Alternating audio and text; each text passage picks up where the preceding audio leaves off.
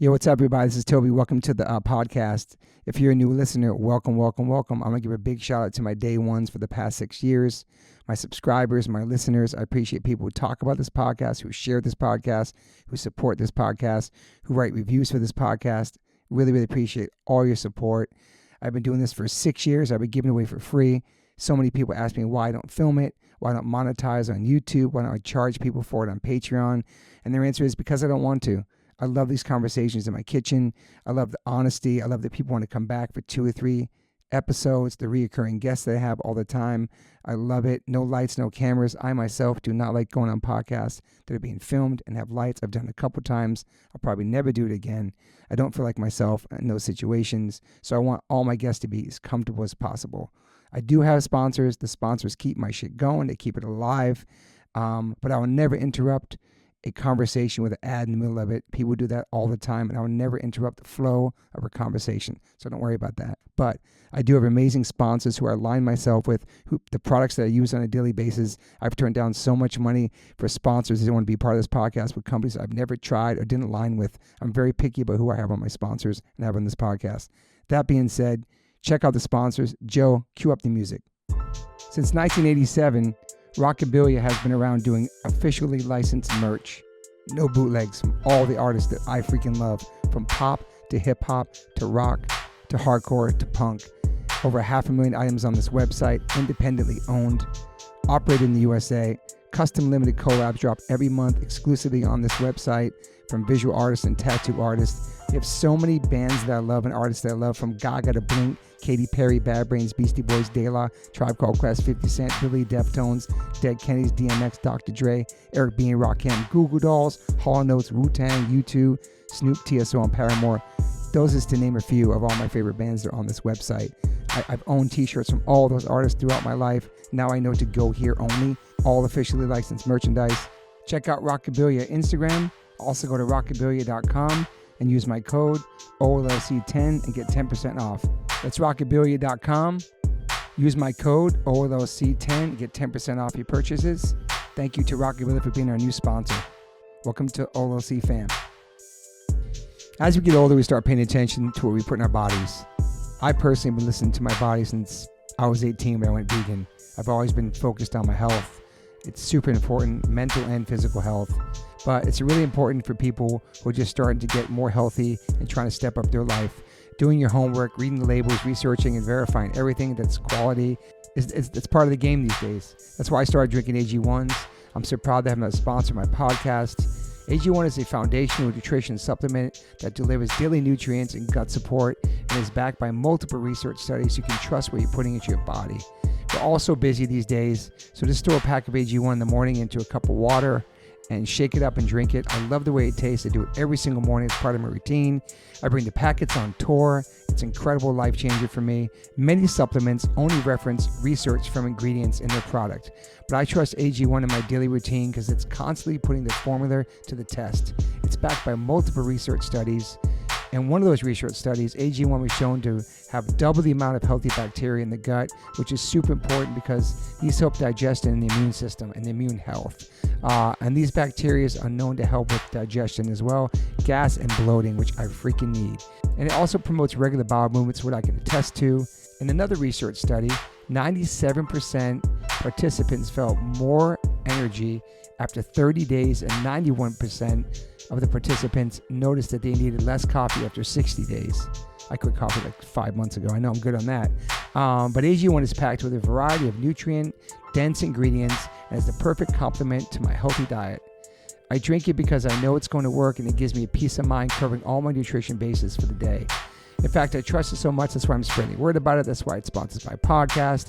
Thanks to Angie Huberman for turning me on to AG1s, connecting me with them, and now they're part of my podcast. It's so easy and satisfying to start your day with AG1s.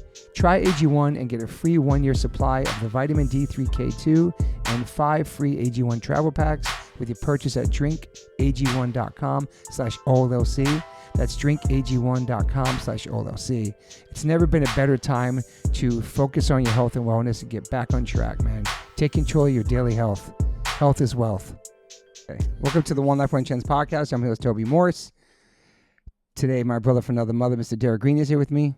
Hello, Toby. The man with the face for radio. I mean, the voice for radio. That's No, nice, no, you're both. man. You're Real both. nice, No, you're man. both. Great way to start the cast is this. No, you're both. You're a handsome man. It's a But little late now. Thank you for having me. No, but your voice is incredible, man. Your voice is very soothing and powerful, and people love it. Thank you so much. Thank you. Welcome to the podcast, Mr. Jesse Leach. Thank you for being here, man. An honor and a pleasure, man. Thanks for having me. I don't know if we ever met in the past, have we, or crossed paths? I mean, I've been to H2O shows pointing in your face, singing along. Wow, thank you. Hello. That's awesome. But I don't think we've officially met, no. Nice to meet you. We know a lot of the same people. I know, man. Welcome to my kitchen. Welcome to my house. Dope. You guys know each other, right? Yeah. Have you guys played together or toured together? We've done festivals together, and just known each other for a long time. Yep. Crossing paths. Through the scene. Through the scene. Yeah. Providence, Rhode Island. That was my college, my stomping grounds, where I cut my teeth and everything. It was my everything. I still hold such a warm spot in my heart for mid-90s Providence. Wow. That scene was... Where were you born? Winter Haven, Florida. But, we traveled around a lot. My father was seeking God, going to Bible colleges, starting churches. So we moved around like every 3 or 4 years. Wow. So Missouri... lived in Philadelphia during the 80s, like when the breakdancing movement started to kick off. I just saw all that. Sick. And lived out in the middle of nowhere in Wisconsin on a dairy farm for a few years. Wow. Yeah, Rhode Island and then New York. Yeah. Wow. That's very interesting. But Rhode Island is I consider Providence to be like my spiritual musical home, Yeah, how old were you when you lived there, moved there? So that would have been just the start of high school. So pretty much my high school years, and then I stayed for a couple of years after that. But I mean that time in Providence was magic. The shows, the music, the bands, the bills, the diversity of the music in Providence was everything. Yeah, man. It's kind of slept on place that people don't really talk about. They talk about New York, they talk about Philly, they talk about Boston, but like obviously I lived in Newport growing up and going to shows in Providence. It was such a great scene there, man.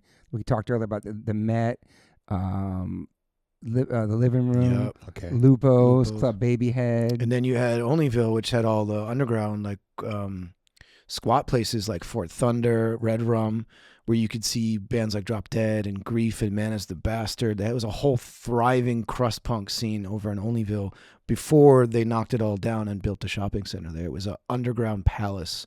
I remember seeing Gehenna there, the Murder City Devils. Damn. Like just incredible. And they would have bands from Japan that I've never even heard of. And the crazy thing about Onlyville too, you'd flyer, but they couldn't legally advertise because they're squats. So what you do is on a Saturday night, grab a case of beer or whatever you got to bring with you. They even had a huge espresso maker in one of the places where you can get coffee while waiting through a little bit of water to get there. But you would walk into the neighborhood and listen for the music to find out where it's coming from, and then $5 charge at the door. Nice. And Fort Thunder had a maze you had to get through to even get into the place. It was owned by these guys who were in a band called Lightning Bolt, which they're still around. Incredible 2-piece band. The scene was incredible. Yeah. And you have 2 older brothers? I have an older brother and a younger sister, but my older brother, not even remotely like me at all. He's military, like yeah. How much older? 2.5 years. Okay. And he was like the popular pretty guy of the school, and I was the so was my brother. Yeah. They call him Todd God. Yeah. He won the most beautiful eyes contest in Rhode Island. Wow. Swear to God. No joke. Wow. The fact that he even entered it though says something about Okay. Shout out to my brother. I love you so much, man. So what kind of religion did you grow up with? What kind of so the early years were Pentecostal Christianity, like speaking in tongues, casting out demons, kind of like I saw a lot of crazy stuff when I was a kid. And then as my dad, continued his search, turned into Protestant, Lutheran is kind of where he settled in. But nowadays he considers himself more of a mystic. He's very into the concept of the ancient stuff, the Eastern Christianity. Wow. Yeah. Interesting. He's an interesting guy, man. And he used to, we could do a whole podcast on him, but he was a greaser in the 60s, was in a gang, then turned Harley Davidson riding hippie, smuggling drugs over the border, Mexican border, living in communes in California. And then he found a guy that told him about Jesus, and that was his new drug. That was his high. And him and my mom met at a Bible camp, Bible study thing, and they were both full on Jesus people in the 70s. My mom had a Volkswagen bug with Jesus loves you like painted on the side. Wow. Like, carry around big ass leather Bibles. Yeah, they were full on. Wow. So I was raised like the Flanders kids, my brother and I. And what kind of music were you growing up on before you found Christian punk? music. Yeah. Oh, I couldn't. If it was secular, it had to be. We talked about the other day. Yeah, it had to be. They had to read the lyrics. They had to screen it. Oh man. I was allowed, like, Phil Collins was probably the first thing that I was like, oh, I like this. And my parents were like, yep, you can listen to Phil Collins. He's pretty hell positive. yeah, Phil Collins is yeah. sick. But my dad was an ex-hippie, and his vinyl collection was Jimi Hendrix and the Beatles and Neil Young and Crosby, Stills, Nash and Young. And even at a young age, I was reading the lyrics and like studying it, and like, there's something to this. There's a magic here that I want to know more about. So psychedelic rock was my first sort of like,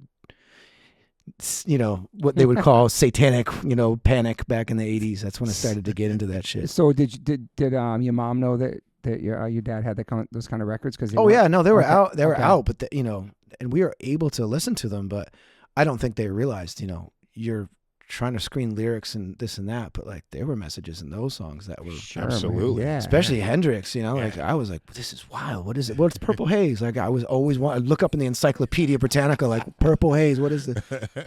So that was Encyclopedias. I remember Britannicas. Yeah, we had them all. I was like Hell yeah. just thumbing through those on a Saturday I night. miss those so much, dude. That's all I would be doing too, just thumbing through Encyclopedia. Like, I wonder about.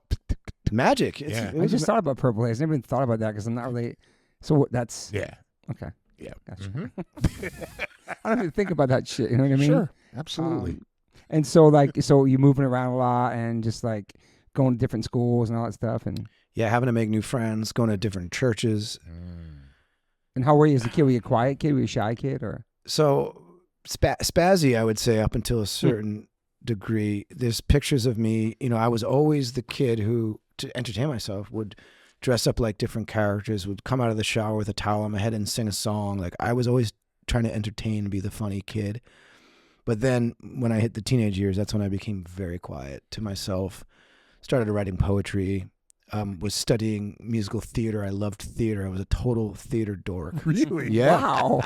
I actually even had, I competed in this competition. It was like a one-man show. So theater was my first love, and acting, and I really wanted to do it. And then when I got to high school, I met the alternative kids, the theater kids. And that was when I found my new religion, punk rock. Nice. Because I got a mixtape. I was dating this girl, and her brother was in a band called Water Dog, and he was friends with I know that band. They played with us once. Terry. Yeah, is the lead. So that's her brother, and he's friends with Green Day and Rancid. So she gave me a mixtape with early Green Day, with early Lemonheads, and I liked all that stuff. But Minor Threat was on that tape, and it was Seeing Red. Mm-hmm. I'm getting chills. That'll do it. That's gonna do it. And then do I it. was like, what is this? Like, what is this? That was it. That didn't matter what came before. Even to this day, Minor Threat is one of my favorite bands of all time. Same. And it was, to me, it wasn't just the sound, it was the message. Definitely. Yeah. Because my lyrics, brother for listened sure. to, got me into Anthrax, Metallica. I mean, they were huge at the time. Def Leppard, Motley Crue. That shit was everywhere. It was the late 80s. But when I saw the positive, the righteous anger of Minor Threat, that's when it sort of like, there's something to this. I want, whatever this is, I want this. This is what I want. So I went to Fast Forward Records in Providence. We had to take the bus there. Mind you, I'm like 12, 13 years old at the time. Mm-hmm. And my parents allowed me, because they saw that I was really getting into music. They let me take the bus. So I would take the bus from Cranston, because we lived right on the Cranston. Yeah. we lived right on the border, and I would take the bus into Providence, go to Fast Forward Records, and I bought a VHS tape of Minor Threat live. Wow. And I got Dead Kennedys live as well, 2 VHS tapes. Brought that home and just studied it, Yeah. and then used the wall as my audience, and I just started to like, I wanted it so bad. Damn. Yeah. And then the two local, because there wasn't many punk rock kids. There was 2 kids that would make fun of me all the time, because I call me a poser, because I'd be wearing my Vision Streetwear with my shitty mullet, and I knew of punk through like the guy in Road Warrior had the mohawk, I remember being that's cool. And then like cool. how they portray punks in the 80s movies, like Crocodile Dundee or whatever, like the bad guy. I was like, I like this, but I don't know what that exactly is. The rebel. And I met 2 punks, and then they were like, you should sing for our band. And I was 14 and a half at the time. I joined my first band called Departure. We played my friend's Halloween party. We covered Minor Threat, and then we had 5 originals, and we sounded like punk-ish, but I was doing my best James Hetfield impersonation over punk music, so it's definitely odd. But I was recordings of it. No, awesome. I have the demo tapes though. That's hard. That's cool. Yeah. And I shaved myself into a half head. I had like the flip over skater haircut. The best. Of course. I had that shit. And then Even Derek had it somehow. Yeah, with dreads. And then I remember seeing a picture of 7 Seconds, and I just, I bought the beret and I bought the camo, and I was like, this is the style. Yeah. To this day, I still emulate that style. I've seen you rock that style. 7 Seconds too. and the Clash, like those are my style icons. That's I rocked a braid too for sure. I got one in the car right now. I'm bringing it back. Dude, you should. It's so dope. punk. It's a dope look. Yeah. Remember the guys in DI rocked them? There was like That's right. And Suburbia, that Yeah. movie Suburbia. Yeah. Badass looking. I don't It give a was fuck. badass. So we For bring the sure. beret back. Dude, sick. I know. I want to see Derek rock I'm doing the it. beret. I'm doing it. It's such a big influence, those movies like VHS you Yeah. brought Oh, up. yeah. Like, That Minor we- Threat Live VHS, I had it oh too, and my I was talking God. about. Yeah. Incredible. Jesus, man. Incredible. Damn. Yeah. The energy to watch him, like, that lunge he does at the audience, that I still mimic that to this day. Mm-hmm. Damn. Him and HR, I mimic For so sure. much of what they do because I'm still in awe. Yeah. Yeah. Absolutely. What was your first show you went to? A band called Kilgore Smudge, which would later become Kilgore. Okay. I know the band. Yeah. Providence's first band to really make it. They got signed to Giant Records, Oh, shit. had a big Giant budget. Records. They were on Ozfest. They were my heroes. Shout out to Jay Burnt, and for me and Marty O'Brien, who's still playing bass. He played with Lita Ford for a while. Dude's an incredible bass player. But they were the Faith No More of our. Like Wow. they just because they blended styles. Jay sang. It was really aggressive stuff. So it was Kilgore Smudge. It was a band called Second Skin. I can't remember who else was on that bill. My cousin took me, and I was 15 years old. And I remember jumping. I had recently bought my first pair of Doc Martens, which I thought was the coolest thing in the world. Oh, Of course, yeah. yeah. Always, Especially at that yeah. time. With the Yeah. cutoff Tiger Shark camo, so I was like, just shaved my head because I saw Agnostic Front's video for Anthem. Anthem at CB's, yep. yeah, And yeah. that was like, all right, Right. this is the way I'm going. So I went to my first pit, and I got kicked in the head by a skinhead, and cut my head open. And I turned around to my cousin, and he looked at me. He's like, "You all right? You all right?" I was like, "I love this." I turned around and jumped back in the pit, and that was it. I was hooked. a kid. I would go to all the shows. I'd be hanging from the rafters, like. Right. Yeah. And I saw everybody, like, because I was saying to you earlier off mic, I was in a band. I'm jumping around a little bit here, It's okay. but these dudes from the local scene. You know were- Boofish? No, I don't know. Eric Boofish? No. Play up at shows on back then. Okay, go. So there was a band called Lockdown that were. They sounded a little like Early Integrity, like just dark, Okay. heavy metallic hardcore. Members of that band started a band and were looking for a singer. I went around flyering. I put up flyers, and I said, I'm influenced by Integrity, Earth Crisis, Bloodlet. Like I named all these bands and left my phone number with a little tab thing That's how you did it. at all the little record stores, and they called me. And these dudes are like 23, 24 years old. I'm 16 years old. I joined my first legit band with dudes who had like half stacks and like professional gear. Yeah. Was that Curran? Corinne, yep. Damn, Corinne, damn. And we played shows with like Earth Crisis and wow. Orange 9mm, and I'm a kid Fire. and I'm starting to stack. Like I remember getting off stage at Club Babyhead because that was my home, my mecca, my everything. I was there 4 times a week when I was that age. From the age of like 15 to probably 19 when they closed the doors, I was there 4 times a week. Great venue, man. Seeing ska shows, seeing industrial shows. I remember seeing Sick of It All there early on. Funny story too. What year would that be, you think? Yeah. Early 90s? That would have been 95. So 90, I was probably with him. 90 Probably there, yeah. 93 to, Definitely with them. You were. I was there. yeah. I was with him for sure. And well, if you were at the show, you would remember this. There was a Nazi there that did Here we go. that did a salute, Mm-hmm. and Jeff, one of the bouncers, I think his name was Jeff, one of the bouncers, big dude, like Derek size, comes over and just goes, boom, knocks the guy in the head, grabs him, and pulls him out. And everyone's just like, yeah. That's how you deal with a Nazi. Yeah. And I thought that was the coolest thing, man. But those guys would protect me. You know, when the pit got crazy, I remember seeing the Meat Men, and the Meat Man. The pit went nuts, like it was nuts. Wow. I think Sheer Terror was on that show too. But you know, I'm 15 years old, and when shit got wild, he would just grab me and like pull me out of the pit, and I'd be like, no. But they protected me. Yeah. There's something you said earlier about going to the show and getting kicked in the face for the first time in your head, and you're like, no, I fucking love this. It's something so interesting about hardcore, how like violent people think it really is, but also how it's like a family as well, and it's like a place to escape your own home life. Yeah. And getting hurt and getting cut and smashing your face and still want to stay in the crowd. I did it many times, cut my head open at CB's while I'm bleeding. Yep. Your adrenaline, you love it, man. It's something about it that's so exciting, and I don't know. Well, the same kid who did it to me grabbed me, made sure I was okay, and then that shit. And then I went back in the pit, and he's got me arm in arm. And that was the first. This is my first pit. Then he grabbed me and put me on his shoulders, and we did the chicken fight thing. Yeah. And I'm like, this is the coolest shit ever. These guys are all like my big brothers now. Had you been to like real concerts or anything before that? Christian concerts. Yeah. Okay, that counts as a concert. Went to see a band called Petra, and you know, just cheesy stuff. And my brother and I would like take turns running at each other because we didn't know how to pit. So we slam dancing. So what do you do with slam? You run into each other. So Is that the Christian show? Yeah, at the Christian shows. My brother and I would be running at each other, and, like, slamming each other, and like fall on the ground and be like, yeah, that's how you do it, I guess. Oh my God. Like, that one's for Jesus. Yeah. Stay out. Were you into religion growing up, or it's because you like? I mean, yeah, by default, absolutely. Yeah. And, by family. Over the years, I still hold on to the good stuff, you know. Yeah.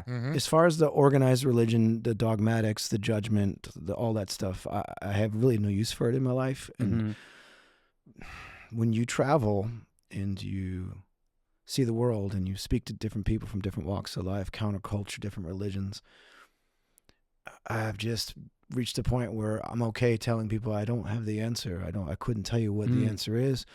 I could go off on a whole tirade about this, but I can tell you that God is love. The love is the closest thing that we have to touching, experiencing, or even understanding what God is, if you will. And to put a human characteristic on a spiritual being to me seems a little reductive. So I'd like to think the Great Spirit, Almighty God, is much greater than that. It's an alien substance. It's something we cannot comprehend. So that's kind of where I'm at with it. And that's what I write about a lot in my songs, is that yearning, that existential yearning of like, what is God? You know, because I unindoctrinated myself, and around my 30s, it really just kind of was like, no, this is just not working for me anymore. Yeah, and obviously you're a grown man, but how were your parents about it? Heartbroken at first, yeah. And then just, you know, I take the time to talk, and like, I still believe in God. I just don't want to name, and I don't want the restriction on it, and I don't want to feel like that, you know, the hypocrisy and the judgment that goes along with when you don't subscribe to X, Y, and Z. I don't. It's just not my thing, man. Yeah, it's crazy when you find punk rock too. Like, I was raised obviously Catholic. You were raised Catholic, Christian. Sorry, and then you hear punk rock, and you just start. I was just not questioning things. Yeah, you know what I'm saying? Like, even before I heard about religion, listen to Dead Kennedys and different bands like that, you're like, okay, there's a different world out there, and these guys are talking about things I never even thought about because I'm in kind of this bubble with my family.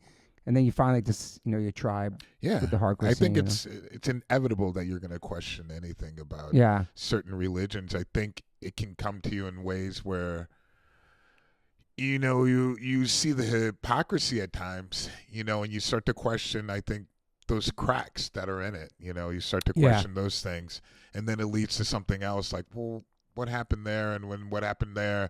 At least my mind went that way. There were a lot of positive things I pulled out of it. It was great for my parents because my parents were the same, meeting like a Sunday school, combining, you know, those ideas of religion and really living that life. You know, there was nothing so hypocritical that I would see with them. But there were other people within the church because I had to go all the time, and I was like, you know, I was like, why are you guys so judgmental of me? Like it made me feel like an outsider, you know, like really alienated. And I was like, I thought God was love, like everybody. loving everybody. You hit the nail on the head. That's what it was for me too. Right. You know, hearing hatred being spewed from a pulpit, right, against people who are homosexual, against people right, who are Muslim, you know, and they're dealing with the devil. And right. like, what? Yeah. And as you get older and you meet these people that are supposed to be demonic and they're incredible, amazing. Yeah. Sometimes even better than those happy clappy Christians, you know. But you know, I do have to say my parents are wonderful people, and they set the example. They lived it, you know. They were compassionate. We'd be on the streets of Philadelphia feeding homeless people. That's awesome. They would take recovering drug addicts and ex-cons, people that couldn't afford. You know, a family lived in our basement for a while because they didn't have a place to go. Like, they lived the life. They really took the teachings very seriously. So all the good stuff I get from them. But like you, I saw a lot. And my dad being a minister, you get the inside scoop. Yeah, for sure. People would gather at my house and you could hear people talking about stuff. And it's like, wow. About this meet. Yeah, we had Bible study every Wednesday. Yeah. We go to church 3 times a week. And then, you know, my brother and I were in charge of nursery. We'd have to watch over the kids sometimes. And we did a lot of stuff. It was a lot of labor. I completely forgot about that. Falling asleep, like, yeah, hard. It's hard to stay awake during that stuff. Oh yeah. And then you get in trouble for falling asleep. Yeah. Did you have a band in your church? No, we were. Yeah. Oh, okay. In the young years before I can kind of remember, we did go to a church like that. But then it was like my dad with a guitar, because he was the one starting the church, a low budget, like right. So he was the guy that would lead the music, and then after he just stopped with that, and then we started going to church with the organ music. Oh yeah, that's tough to listen to. Damn. Yeah, you're supposed to make a joyful noise to God, and it's like a funeral dirge. Yeah, right. The doom and gloom. So your first band started when you were in school? High school, yeah. Yeah, and I became the professional flyer. I had the wheat gluten paste with the. Oh yeah. I had the messenger bag with the flyers, the staple gun. I would flyer my high school. I'd go out and flyer Thayer Street. I became a professional promoter for my own band. Of course, amazing, man. And how were you in school, like as a student and stuff too? I like B's and C's. I did good, but I didn't study. I never studied, never applied myself. To me, it was just, especially after I started a band and I was going to the clubs, I'm like, school was just like, until I get back to the club, I could care less about school. Yeah. Yeah. So, and your goals at that point in your life was to do music in high school? I mean, yeah, do music, but also, you know, to be honest with you, do nothing. Like, just be a punk. Go hang out. Go hang out on Thayer Street. Go to shows. You know, bum 40s from people and just hang out with the crust punks. And I met so many crust punks back then that would be, you know, traveling on the rail carts. And wow, I was so fascinated by that whole life. And those guys are the ones that got me into the crust punk and the D-beat stuff and told me about the Onlyville scene. Because, you know, you had the clubs like you mentioned. Yeah. But then you had a whole other scene. You know, I remember for the first time seeing a band called Gehenna. And they were playing with a band called His Hero's Gone.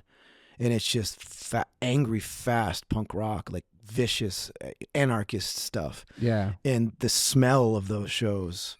And just dirty dreadlocks and patch punk, you know, and Food Not Bombs, which I learned about, and I supported Food Not Bombs as well. So it was like the gateway was the straight edge movement, Minor Threat, you know, Mouthpiece, Strife, Flagman, Kingpin. Who else? There was a band, Verbal Assault was one, you know. When I first heard that song, Scared, with the piano intro. And the lyrics and the intensity, you are scared, so am I. Like, I just remember that was just, and they were local. Yeah. So it made it even more like, wow, we have one too. We have this band that's really good. But in the same breath, Third Age, who are from Tiverton, I think. Third Age were incredible. A band called Beltane. So the local scene was pretty. Sounds like Verbal Assault for me were like I love the fact they're just so emo. Yeah. Like for me, it was like really letting it out. But it was hard not too, being though. afraid. So hard too. Look up Third Age. I don't know if they're on digital, but you can probably find them on YouTube. But they were the same way. They were emotive. You know, it's like the first time you heard Burn, where it's like there's a lot of intelligence. There's poetry there. It's not just It's not just betrayal and like, you know, stabbed in the back. No. Right. Yeah. And Third Age was like that. And they used to use samples from Lord of the Rings in between their songs. And like, they were good. And the bass player had like an 8-string bass and like Man, that I just got chills. I just remember watching that band, and I still emulate this move the singer used to do, where he'd take the microphone over his head and like chop down. I still do it to this day. It was the coolest. I was like, "That's cool." That is a cool move. It's like chopping wood with his microphone. Right. But yeah, the piano on Scared. I'd never heard a hardcore band have a piano ever. Yeah, I thought that was super clever and yeah, it was fresh. I think refreshing to hear. They feel like that Trial and all those records were ahead of their time. Lyrically, everything, Definitely. the sound, Pete Cremack's guitar sound. And they're like a band that people love, but I think very underrated too. Extremely underrated. Because they come from Providence too. They weren't like in the New York Right. scene, but they play with, I mean, Ian produced shit. I mean, amazing. I thought they were band, amazing. dude. Amazing. Positive Outlook, Vicious Circle, Impact Unit, Yes. Proletariat. Proletariat. That's funny. I worked in Providence at a warehouse. I was the warehouse manager in between tours. And the guy at the post office was the singer of Proletariat. What? Yeah. And I came in wearing a... no way, dude. I think I was wearing like an Earth Crisis shirt. I came in at one of the end of my shifts, and he's like, "Oh, hardcore! You like hardcore?" I was in a band called Proletariat. I'm like, I never heard of you guys. Wow. And then I went to the local record store and picked up a 7-inch. I was like, "Oh, okay." They were big. They were big in the Rhode Island We scene, became yeah. fast friends. Every time I'd go to deliver stuff at the post office, I'm like just asking questions. Awesome. Tell me about back in the day, you know. And then my friend John Jones, his brother was Chris Jones, the singer of Verbal Assault. Okay. And we went to middle school together. This band was called Positive Outlook, and that's how I met those guys. And Vicious Circle, they're like Skate Rats in Newport. And I see. yeah, then Impact Unit was Dickie Barrett's band, his hardcore band. Oh, yeah. Which played like 5 shows. And my first show ever, he was on that bill.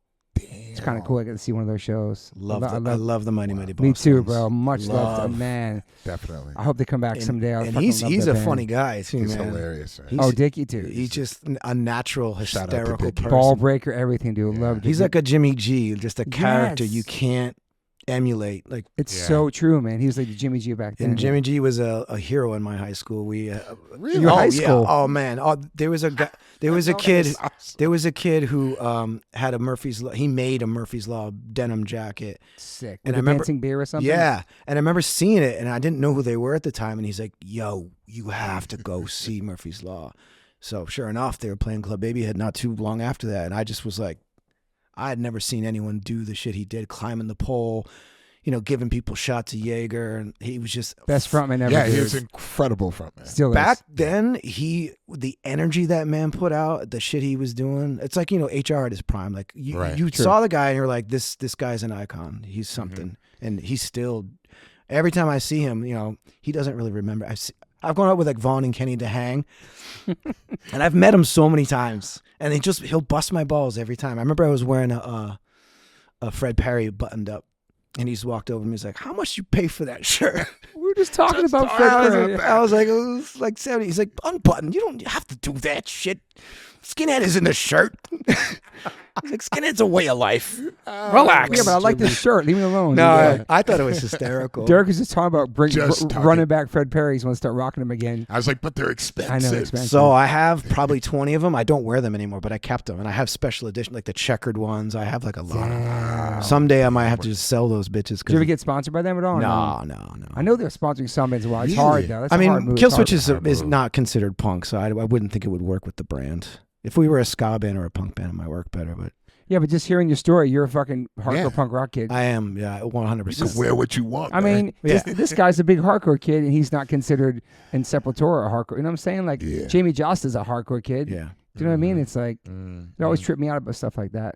Do you know? Those Especially you guys are the labels. singers of the bands, too. Right. Like, this is your roots. This is your, like, and it means everything. Yeah. It's who you are as a person. Change your life. It's a part of, Well, it'll always be my culture, you know? Yeah. I can listen. I mean, I love reggae. I love hip hop. I love death metal. But the music that changed my life. And it's funny, too, because I'm sure you run into this when you travel. When you meet somebody that's a hardcore kid from a certain time frame, you automatically have so much in common. Absolutely. They become family. Absolutely. I love that shit. I've stayed up to like 4 or 5 in the morning with people just talking about hardcore. Telling stories, just everything, right? Yeah. The first time I saw this band, this and that, you know, like there's a magic to it. There is, absolutely, because you didn't see that shit on. There was no internet. Correct. You had to be there. That community, and then waiting. You know, I'll never forget a varied distribution. I remember I had to mail them money, and you had to wait, and I think it was like 6 weeks I had to wait. Oh yeah. for an Integrity cassette tape. And I remember putting that on and hearing like Misha and sitting there and just going, what is this? Because I had to wait so long. That's insane. And you appreciate it so much. Yeah, like Maximum Rock and Roll, all those like sign, you like order things from the coupons and stuff. It took forever. You weren't calling him, where's my shit? You waited for like 2 months, you forgot about it, then it came to your crib and you had it. So I became friends with the guy who ran Fast Forward Records for that reason. So I would just go to him and he would order it for me. So I would just check in like is it here yet? Is it here yet?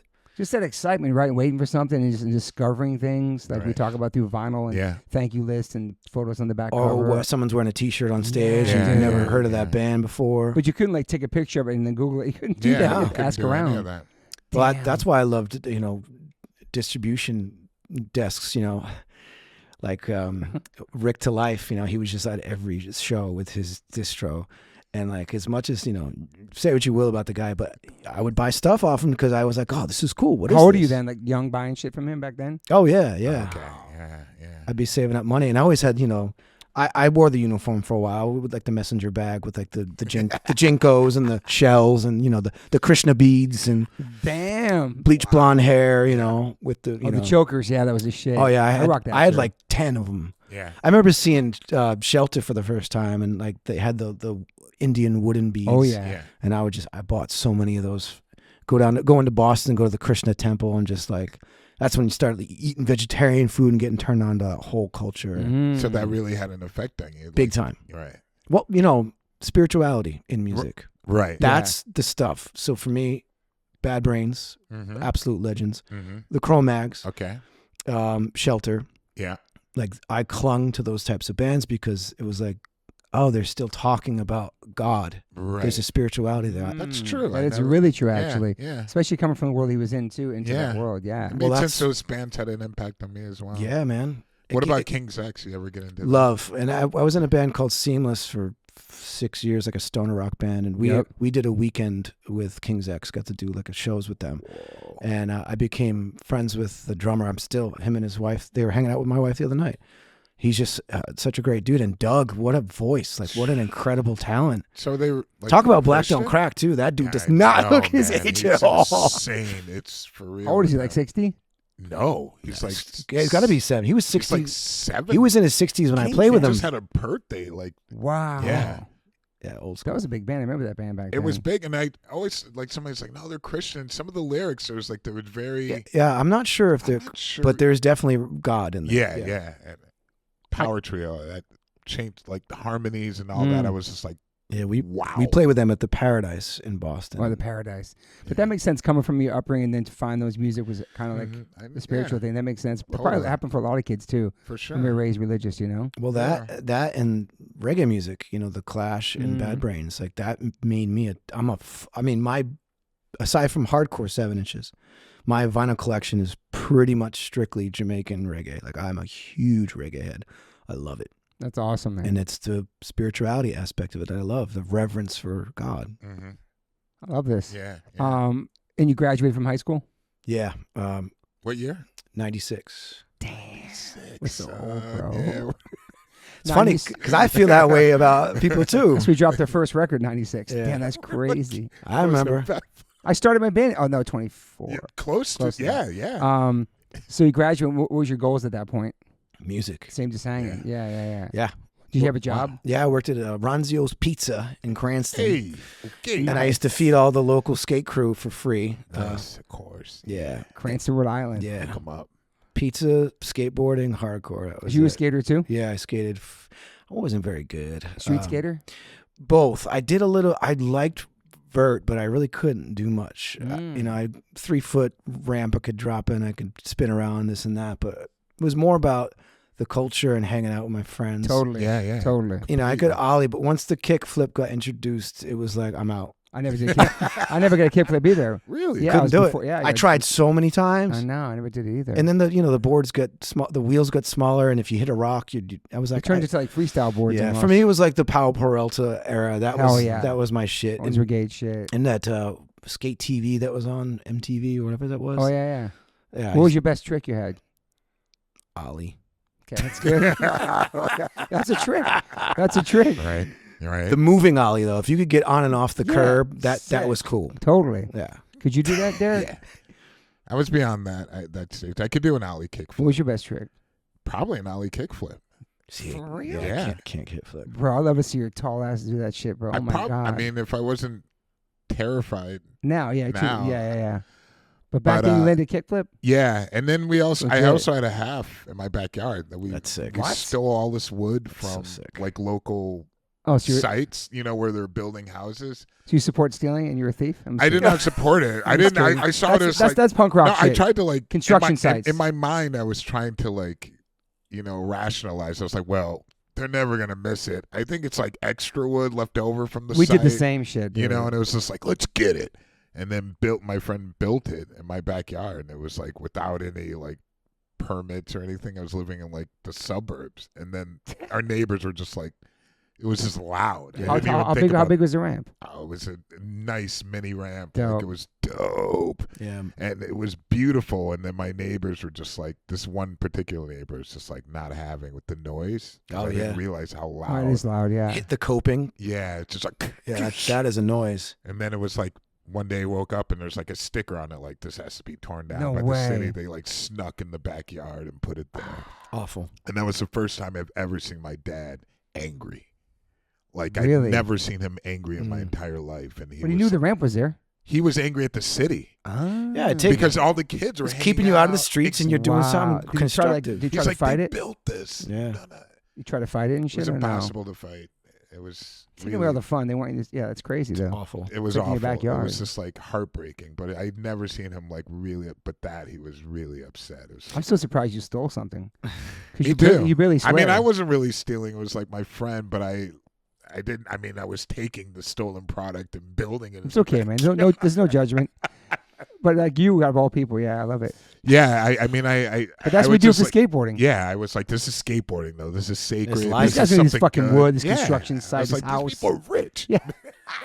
There's great memories though surrounding because the camaraderie you feel when somebody lands a trick. It's fun stuff, man. Definitely, you spend all day. And you're not filming shit. You're in the moment. Yeah. That was a beautiful thing back then. And we had the Ghetto Blaster, and that's actually when I started to get into hip hop because it was that time frame where it was hardcore and hip hop were 100%. right there, and I'll never forget hearing that early shit Kumo D and Public Enemy and then then it was the era of Far Side and skate videos started to show hip hop and more than punk for sure. Yeah. And that's when I started to get into all that stuff and started going to hip hop shows so hardcore shows, hip hop shows. Yep.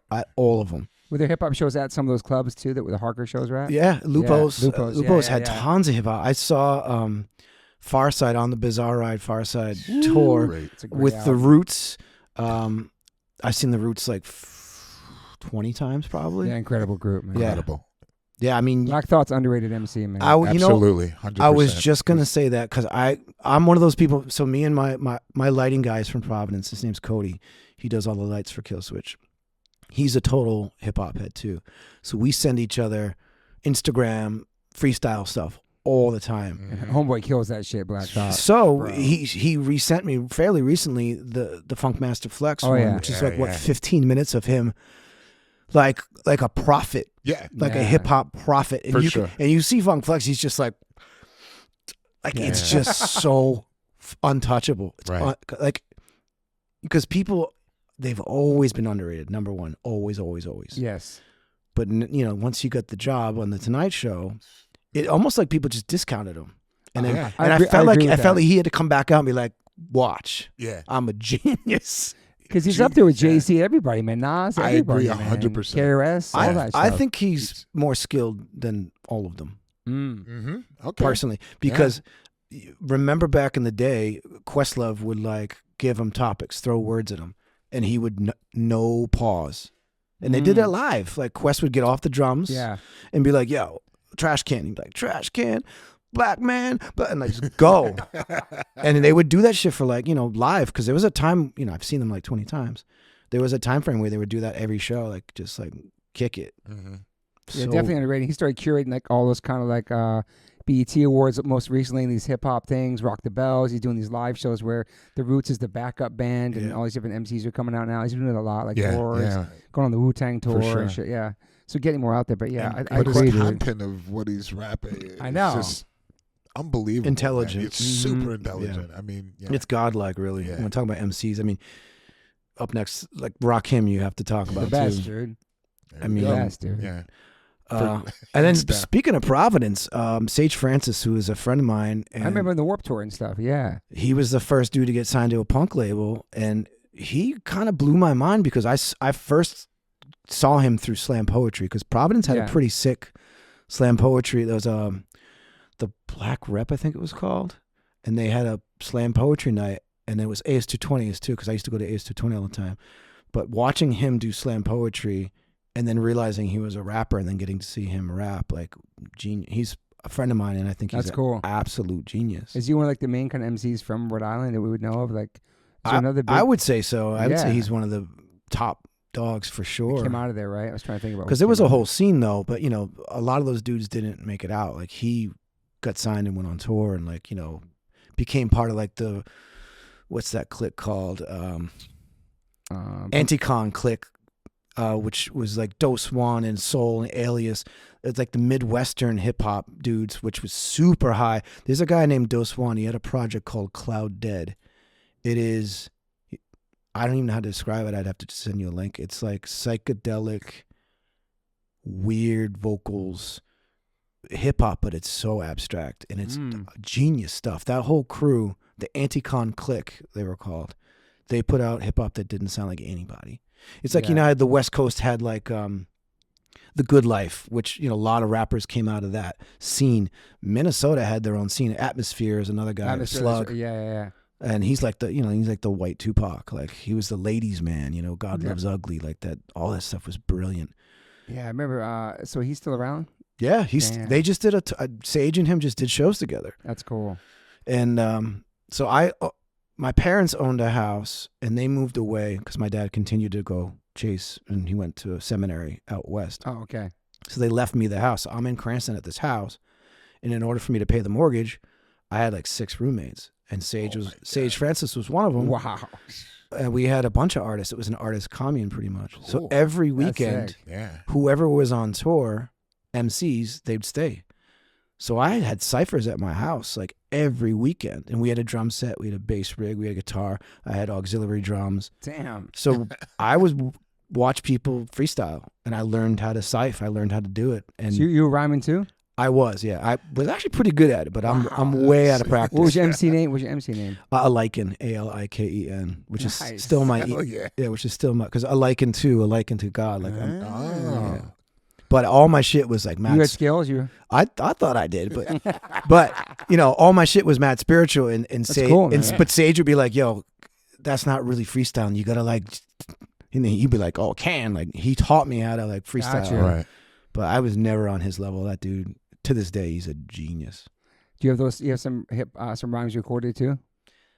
I'm sure I have like 4-track tapes that you'd have to put on like a 4-track recorder to hear, because I did have like reggae infused. I started a thing called Natural Elements, and we were like trying to mimic Diggable Planets. Like I wanted to do like that jazz. So good. Yeah. But I'm sure if I listen to it, I'd probably laugh. It's probably pretty. Diggable Planets is another underrated group as well. Incredible. Another one. They're still playing too, man. Yeah. They're incredible, dude. Well, the samples they pulled and like what they were talking about, like so good, man. Did you like Jazzmatazz, Guru? Oh, Guru is all right. So because he lived in Boston. Guru is my favorite rapper of all time, hands down. Damn. Why though? Because you know, it's not just about the linguist skills, right? Mm-hmm. It's about swagger. Mm-hmm. He had the monotone, laid back, incredible dude, and then dropping wisdom, like Moment of Truth. When I'm on tour, my warm up, sometimes I put on Moment of Truth before I get on stage, just to remind me, like, started from the bottom. Now I'm here. Such a beautiful I can't believe it. Yeah. And then what's the other one that I love? Robin Hood Theory. Oh yeah. Where it's positive. It's like, oh, she was pretty positive, man. So good. Yeah, Moment Hard to Earn's an incredible record, dude. He was just love it. Incredible voice. But those Jazzmatazz records, they educated me on all the samples and where the shit came from. And I think all that shit comes from De La. De La was the first, even the way they looked, you know, that whole Native Tongues thing. Oh man, incredible. I fell in love with that. I mean, Tribe Called Quest was the band. Me and my brother, when Scenario live on Arsenio Hall, when I saw that, yes, dude, where Busta Rhymes takes his hat off and pops a thing, and that was it. I went out and bought like Champion hoodies, and I was like, I'm in. Like, this is my shit. I even made a hat to look like Busta Rhymes because Busta Rhymes blew my mind. It was like he had hardcore energy. Totally, dude. 100%. I love that shit. I just saw him get honored this week on the MTV Awards. Yeah, that was I the saw one that. thing. He was like, finally. It was a montage. He's like, if it takes another 30 years to give him this award, I'm going to fucking... He killed it, though, but he's so, like... And then in the same breath, Onyx. I mean, the Onyx Biohazard shit, to this day, that shit goes hard. MOP, like, what? It was like hardcore, dude, Onyx and Biohazard on tour this year, dude. Yeah. Judgment Night tour. Yeah. Bro, that was a game changer, man, I think, Absolutely. too. The culture, hip-hop, and hardcore. Yep. 100%. I mean, we had Public Enemy with that, right? And we had Run DMC with... because all of it was so rebellious. I remember they were terrified to play a lot of it on the radio. Totally. You know, like it was it's like hysterical in retrospect. It's funny, like they were like, oh no. Yeah. It was only college radio, or, you know, a lot of times you would only be able to hear that. Yeah. You know, but they were terrified. But those mashups and the Judgment Night soundtrack, too. We talked about the other day, man. It still holds up. It does. Yeah. So ahead of its time, man. Yeah. It's wild, too, because, you know, it's such a magical time to look back.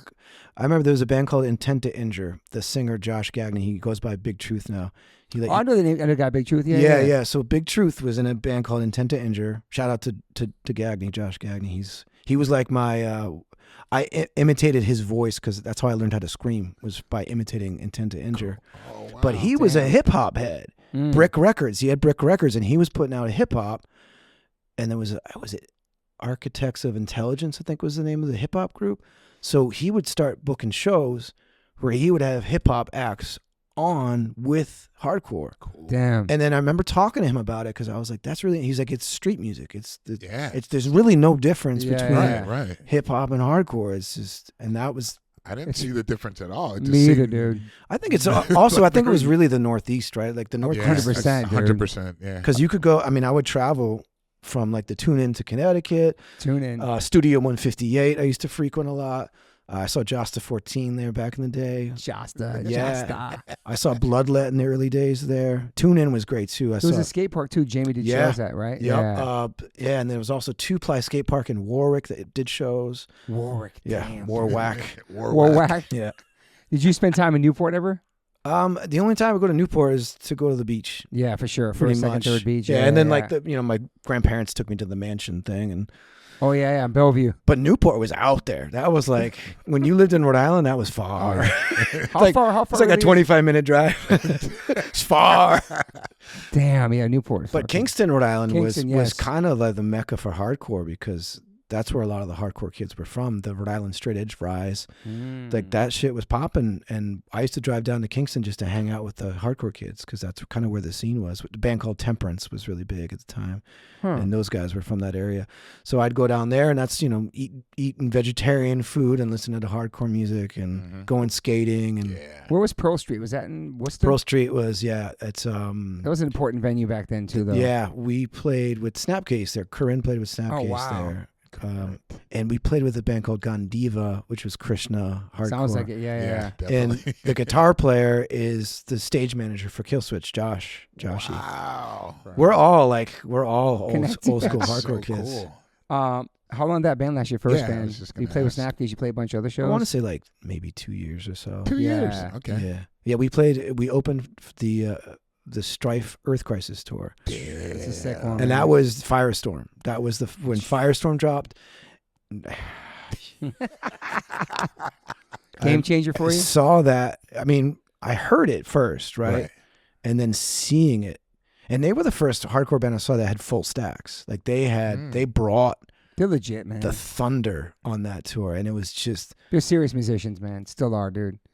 Earth Crisis. Yeah. So fucking tight. Firestorm is untouchable. That EP is untouchable. And they're responsible to me, I think, them and Integrity for really bringing metal into hardcore.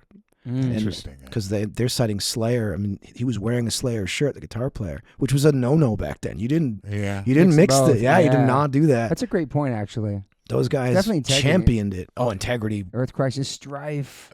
Yeah, it's just funny because, I mean, coming from Cleveland, I didn't know that they were touching people outside of Cleveland so much. I don't think they knew as much either. Yeah. No, that's what I'm saying. If you talk to DeWitt, he's like, I don't know. Honestly, none of us knew. I mean, because and the impact I now grew it up, still has, yeah. you know, growing up there and going to shows and seeing how that even started, you know, it's just so insane. I mean, that's a whole nother podcast, but I just never imagined that other people knew about it. Yeah.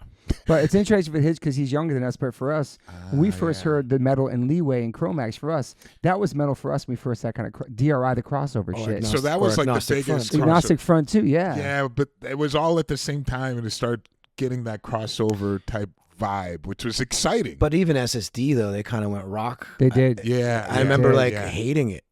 Yeah, it was weird. Because back then it was hardcore elitists. Yeah, for sure. Sure. There was a lot of those elitists. I remember seeing the band Vision, and they had double kick, and my friends were like, "Why are they using double kick like that?" Yeah. No, you're right. There were a lot of elitists. A lot of people are just like, "No, you can close-minded about these it." Two, and it's just like, no, it's getting a lot more interesting. But I want to say that was the other wave against the Strife, Integrity, Earth Crisis. That's another wave. Yeah, they took it like really hard. Because with us, it was like DRI, literally like this is crossover. Yeah. And that was such an intricate, like, punk band for us, like hardcore. And then there was some even other... Judge had some shit, dude. For sure. No, Judge had those elements. Yeah. 100%. It can get like Minor Threat, Youth of Today, Gorilla Biscuits, Judge, Earth Crisis, all that change. Yeah. Hard. You know what I mean? I don't know. Yeah. So, yeah, there were definitely but even waves. The Quicksand 7-inch, fire. There was metal riffing going on there. Walter was definitely doing some... That's true. That's such very, a great very 7-inch, dude.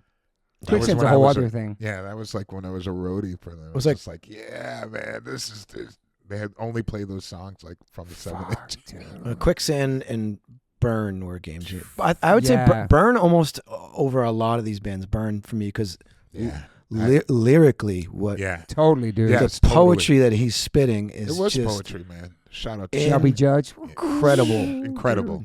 Especially when I hear it still. It's in my playlist. It gives me such inspiration. Hear me? Yeah. Well, I'm calling out. Oh. And just those breakdowns and the riffs and the build up and the way Gavin played. Dude. Yeah. Gavin's an underrated guitar player too. Gavin's ill. Shout out to Gavin. Dude's a badass too. Badass. But it doesn't get mentioned enough, man. No, not at all, too. Man. Not at all. And it was an incredible lineup. He's so big sometimes the guitar looked like a banjo. Yeah. It's like the way he held it is like but man, they were all about it, you know. Totally. Like there was no Damn. So, now we're on that tip. Now I see the Inside Out tape in my head. To this day, I think that was unfucking touchable. Inside Out. Yeah, dude. No spiritual surrender. There it is. You just said it right there. That was the anthem for me. It's true. Right. Yeah. It's so many people who don't even know that that's Homeboy from Rage. Still, I know. It's wild too. Because I remember Rage was just getting out there.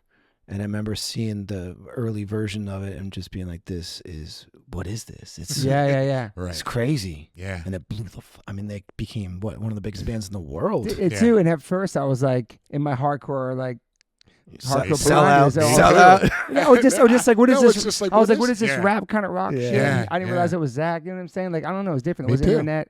It was different back. I appreciate it now so much. It's incredible. Oh, man. We need another Rage Against the Machine right now. God, there's something else. There's really nothing like that right now. Huh? No, there isn't. No, not on the level. But there was the thing. They did it so well, though. You know, it wasn't so well contrived. It seemed like it just grew very organically. Like it was something very natural for them. So it was real. Hardcore straight edge kid. It wasn't like a gimmick. Right. You could tell that it was something more than that. Yeah. And so it's so important. Oh yeah, extremely important. Jesus, man. Just what they were singing about and talking about, and the fact that everything about it. And they had the foresight to bring Wu-Tang out on tour, which is bananas. That's right, man. You can't talk about hip hop without mentioning Wu-Tang. Of course, dude. Of course. I saw an interview of them talking about how like they said no to another tour that was more money to do the Rage tour because they wanted to play to a different audience and have that challenge, and they killed it on that tour, dude. Yeah. But RZA had to like. Convince them, and they were mad at him for that. They didn't get it, right? It caused tension. Yeah, you're right. They didn't get it.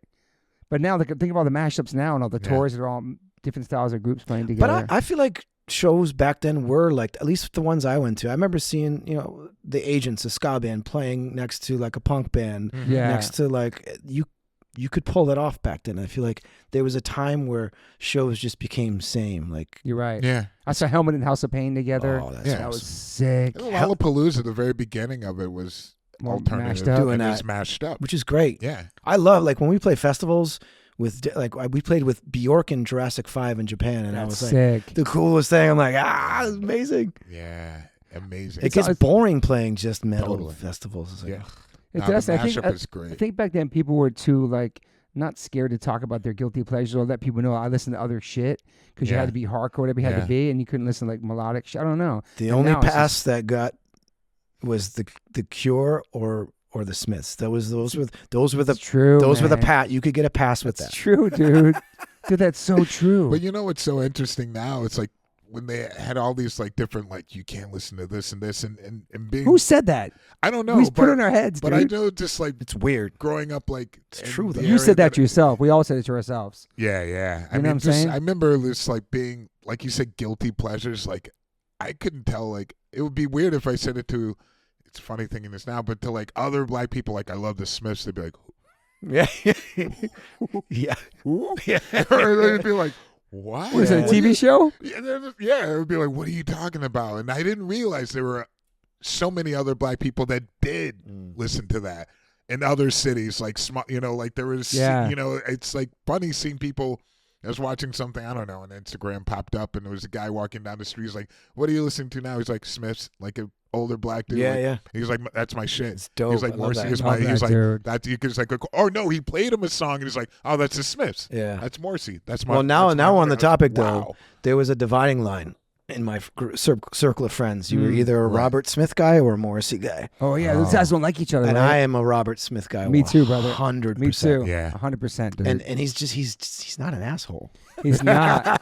He's not. But at the same time, I respect Morris, whatever it's Smith. Yeah, Meet His Murder and that dropping the record early and talking to the me, message. take his voice out. I'm in. I love the Smiths. The guitar playing is brilliant and genius, but his voice is just like, ugh.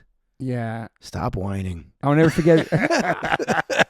I'm gonna get a lot of hate for that. No. But I remember I lived in the GB house in '88, and Walter bringing home a vinyl of Bjork, or the Sugar Cubes and the Smiths, and playing it for us in the house. And I was like, oh, this is kind of cool. And I realized, oh shit, I like this. I can listen to other types of music. I'm not just hardcore only. Supposed to happen. Oh, Sugar Cubes, so sick. Well, see, that's the thing.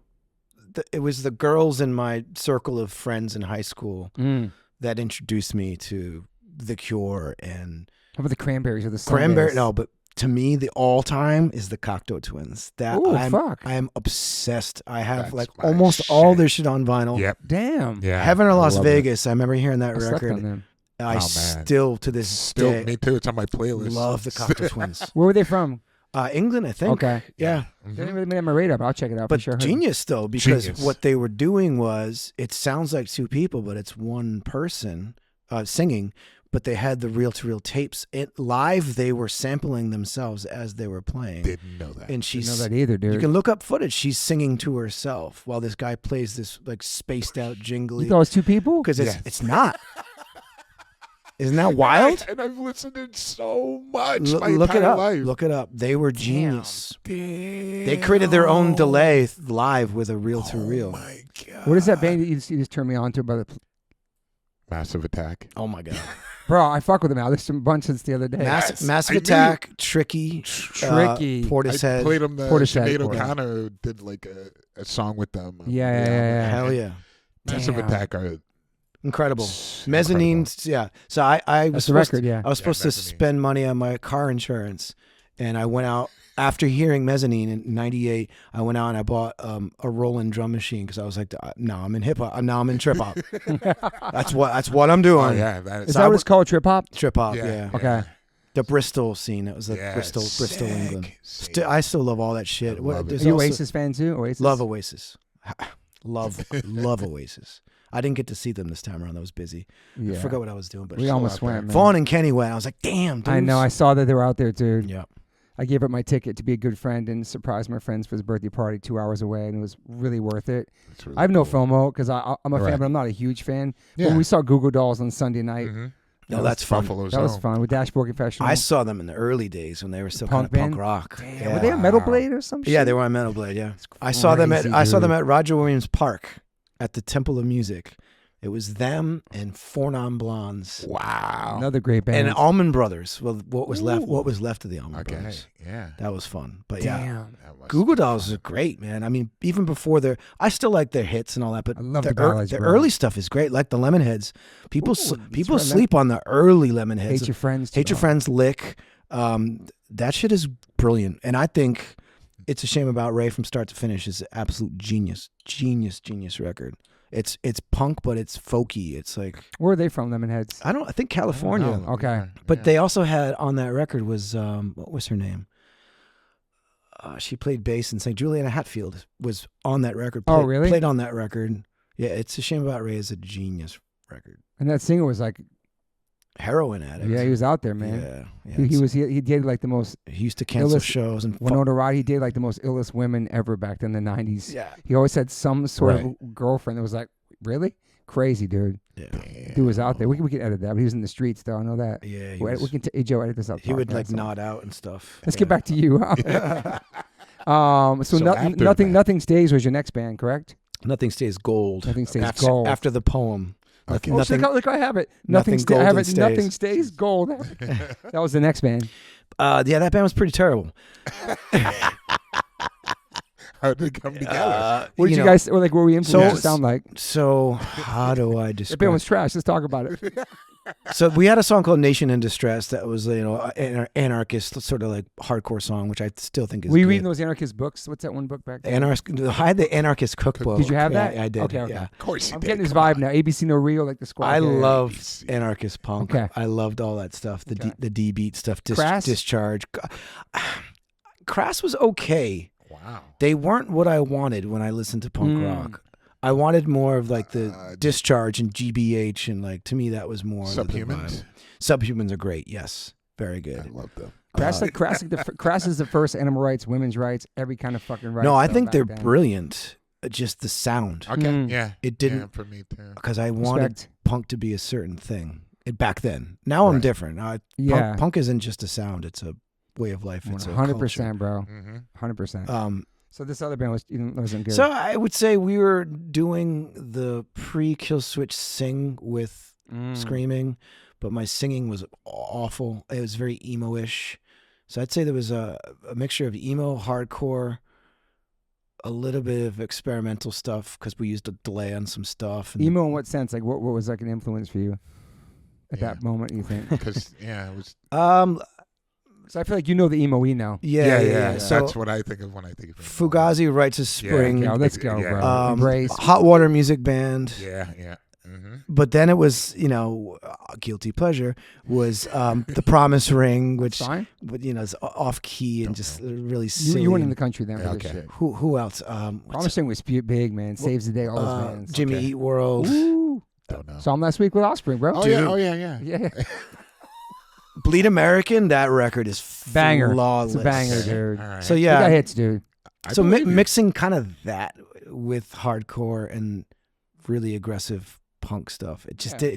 it didn't work. All right. So that It was the early stages That of was me. like maybe a year. It's or- like 1998. That was 98. Yeah. Okay. And that was on Devilhead Records, which is Adam D from Killswitch's brother, Toby, who is the singer of a band called Aftershock. So that's kind of how that whole thing started. I was on his brother's label. Gotcha. Okay. All right. And Nothing Stays Gold broke up. Mm-hmm. I went and I auditioned to be this new singer of Kilgore because Jay left Kilgore. And I was at that point, I'm like trying to be career minded. Right. But I didn't quite get the job because I was all about screaming. I was like, I don't really want to sing much. I want to do this aggressive thing. Yeah. And they were like, well, we kind of want somebody who can sing. So I didn't get that gig. And then Adam D reached out to me and he was like, I heard your band broke up. Would you be interested in like doing a Slayer cover with me? I've got this weird version of a Slayer song. It's like psychedelic and weird and trippy. It'd be cool if you could sing. And I was like, maybe. Let me hear the song. A couple weeks later, it's like, that project kind of fell through, but we have another project with Mike D from Overcast. And I was like, I'm in. Overcast. I'm in. I'm Really? like, yeah, I totally, whatever it is, I'm in. So Overcast was a big band. Huge. Yeah, man. Northeast. It was Candiria, Overcast, and VOD. They were the kings. VOD. Those were the kings. I love VOD, man. I love Candiria and VOD. Candiria. We could do a whole podcast on Candiria. I love that band. VOD, another underrated band. Yeah. Both those and VOD. Yeah. I thought VOD was gonna be massive, dude. They were. Me too. Dude, I love them so much. They were like. Oh yeah. Yep. Roadrunner, yeah. But so that all fell through, and then Adam was like, "Well, you should come audition for this project." All right. So I show up at Joel, the guitar player's house. They plug everything in. It's Mike, Adam on drums, Joel on guitar, and Mike on bass. And within the first 10 minutes, I was like, "This is dope." Because Overcast, Corinne, and Aftershock were all sort of technical hardcore. Mm-hmm. The first few Killswitch stuff they showed me was stripped back.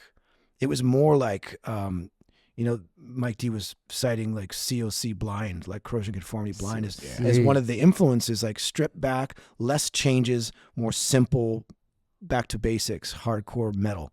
Oh. And I was like, this is incredible. So I sang freestyle.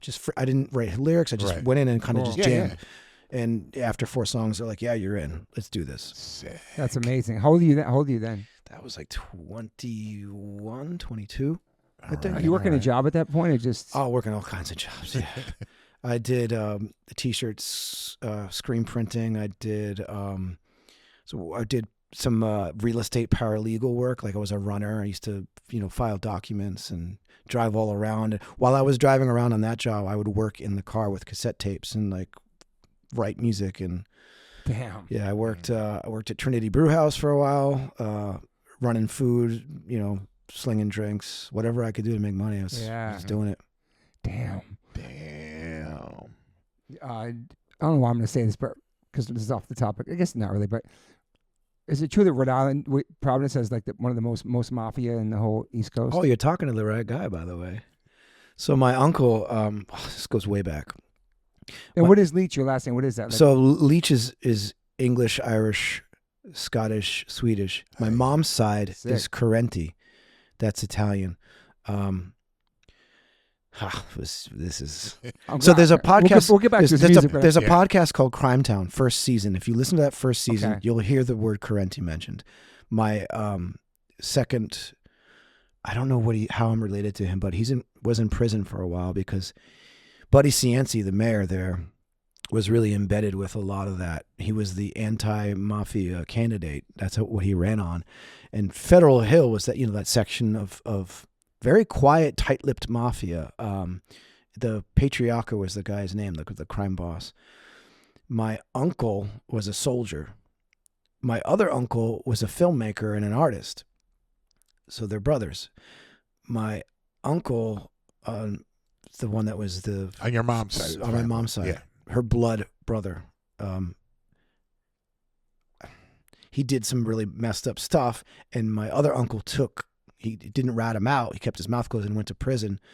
Then the mafia took care of my uncle. Wow. They funded his first movie called Federal Hill, which my right arm is in that movie, and my dad's the location manager for it. So long story short, I grew up around the Patriarca family.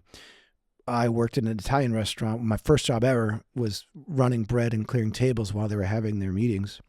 Damn. On my birthday every year, because my grandparents lived on a lake in Coventry, my uncle's friends, all my uncles would show up in their boats and their Cadillacs, and I'd get bags of fireworks for my birthday because it was July 3rd, July 4th. And I grew up around all these mobsters. I had no idea. And then as I got older, my dad, when I moved back home after failing with my band Seamless, I lived with my parents for like a year. And on Sundays, we had a tradition of splitting a little bit of scotch with my old man and getting to know him. And the story started to leak out. He would pray over people after they had murked somebody. Like, holy he became the guy that they would confess to, and he knows where the bodies were buried. And my uncle, I could go off on this for hours, but my uncle just got green-lighted for HBO, an 8-part series to tell the story of the patriarchal mob, and it's co-signed by his family. They allowed him to tell the story. He got to live in a place that all the deals would go down. It's where he wrote a lot of the stuff. It involves JFK. It involves, like, everybody was tied up. And to this day, they're the most quiet. Like, most people don't realize, like, how mafia influence Rhode Island is, and the whole downtown project with the, the revitalizing of the riverfront that Buddy Santi was doing. The mob has their hands on all that. The Providence Place Mall, there are bodies inside of the foundation of that mall. Like, it's, I know a lot. I got to be careful what I'm saying. I know. But I want to ask you about that because I hear that my whole life. About the stories that I have that are just mind blowing. Like, but that's only what I know. I've only been allowed as I got older to the piecemeal story. Oh, you remember, Uncle Anthony? Oh yeah. He's the guy. I have his number. If you ever get into trouble, you call Anthony. He'll take care of it for you. I remember hearing all this stuff, and then I did a movie called Outside Providence. Yeah. Which is Farley brothers wrote a book about their life in Pawtucket. So I got the part, and I remember, it was funded by the mafia, and they would have wise guys on set all the time. Damn, dude. And I would just be a fly on the wall, like in my dressing room at the, like paper thin walls, and you could hear people talking, and it's like, wow, my uncle's hooked up. Yeah, so the shit is real out there, yeah. It's real, and, when I was a kid, I loved it. I thought these guys were the funniest people. Like, they're so funny. Loved them all, and then you realize a lot of them are murderers. It's insane. It's such a weird dichotomy, but I grew up around that, so I became obsessed. So I've seen all the movies, and I to this day have. You a Sopranos fan too? Love The Sopranos. I've seen it. I rewatched it recently, like binged the whole thing again. During the pandemic, we reviewed the whole thing again. Yeah, just I love it. You've seen that, right? Yeah. Best, dude. And I can do a spot-on impersonation of a mobster. Like, I grew up around all of it. I can do it. I know exactly how to do it. We lived with an ex-con, too, a guy who was another soldier. My parents took him in to help rehab him.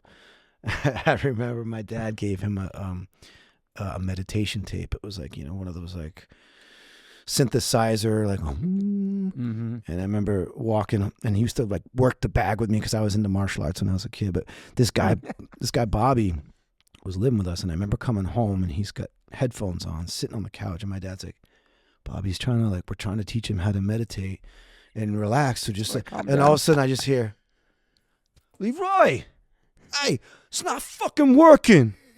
I feel like I'm gonna punch a wall or something. And then he would, like, grab his shirt and, like, Leroy, preacher. They used to call him preacher. Preacher, this is not working for me. They call your dad preacher? Preacher. They all did. Preacher. That was his name. He's preacher. And I remember my dad bought a car. I'll never forget this.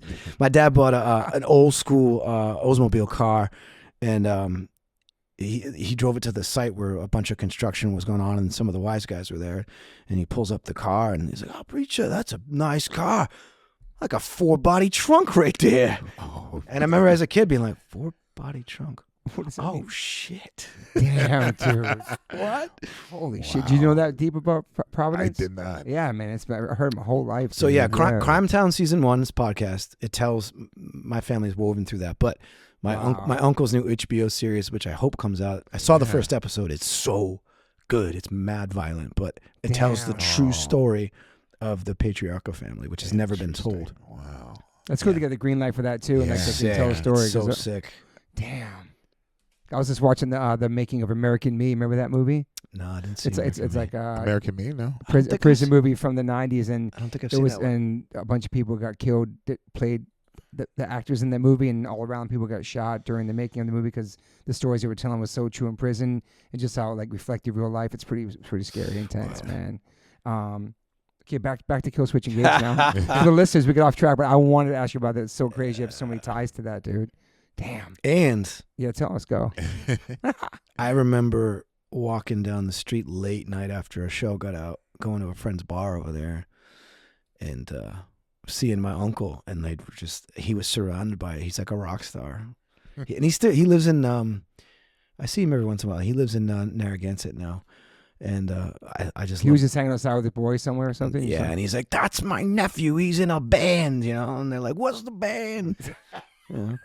What kind of band is it? Put us on the list. Yeah, and of course. Sinatra. Yeah, well, this is what happened. What was it like? And I was like, oh, it's kind of rock and roll. Well, if it's not Frank Sinatra, it's garbage. Garbage. That's music right there. That's music. Old Blue Ice. It's garbage. It's Garbage. Oh man. I Killswitch Engage now. Yeah. Who came up with the Give name? the name, yeah. I think Mike D did. I want to say it's been so long since I've talked about that. I think it's from an X-Files episode. Oh wow. Okay. Yeah. But Mike D's the brains behind that one. It's a pretty cool I thought name, it was man. a cool name. Yeah, it's pretty cool. It's original as hell.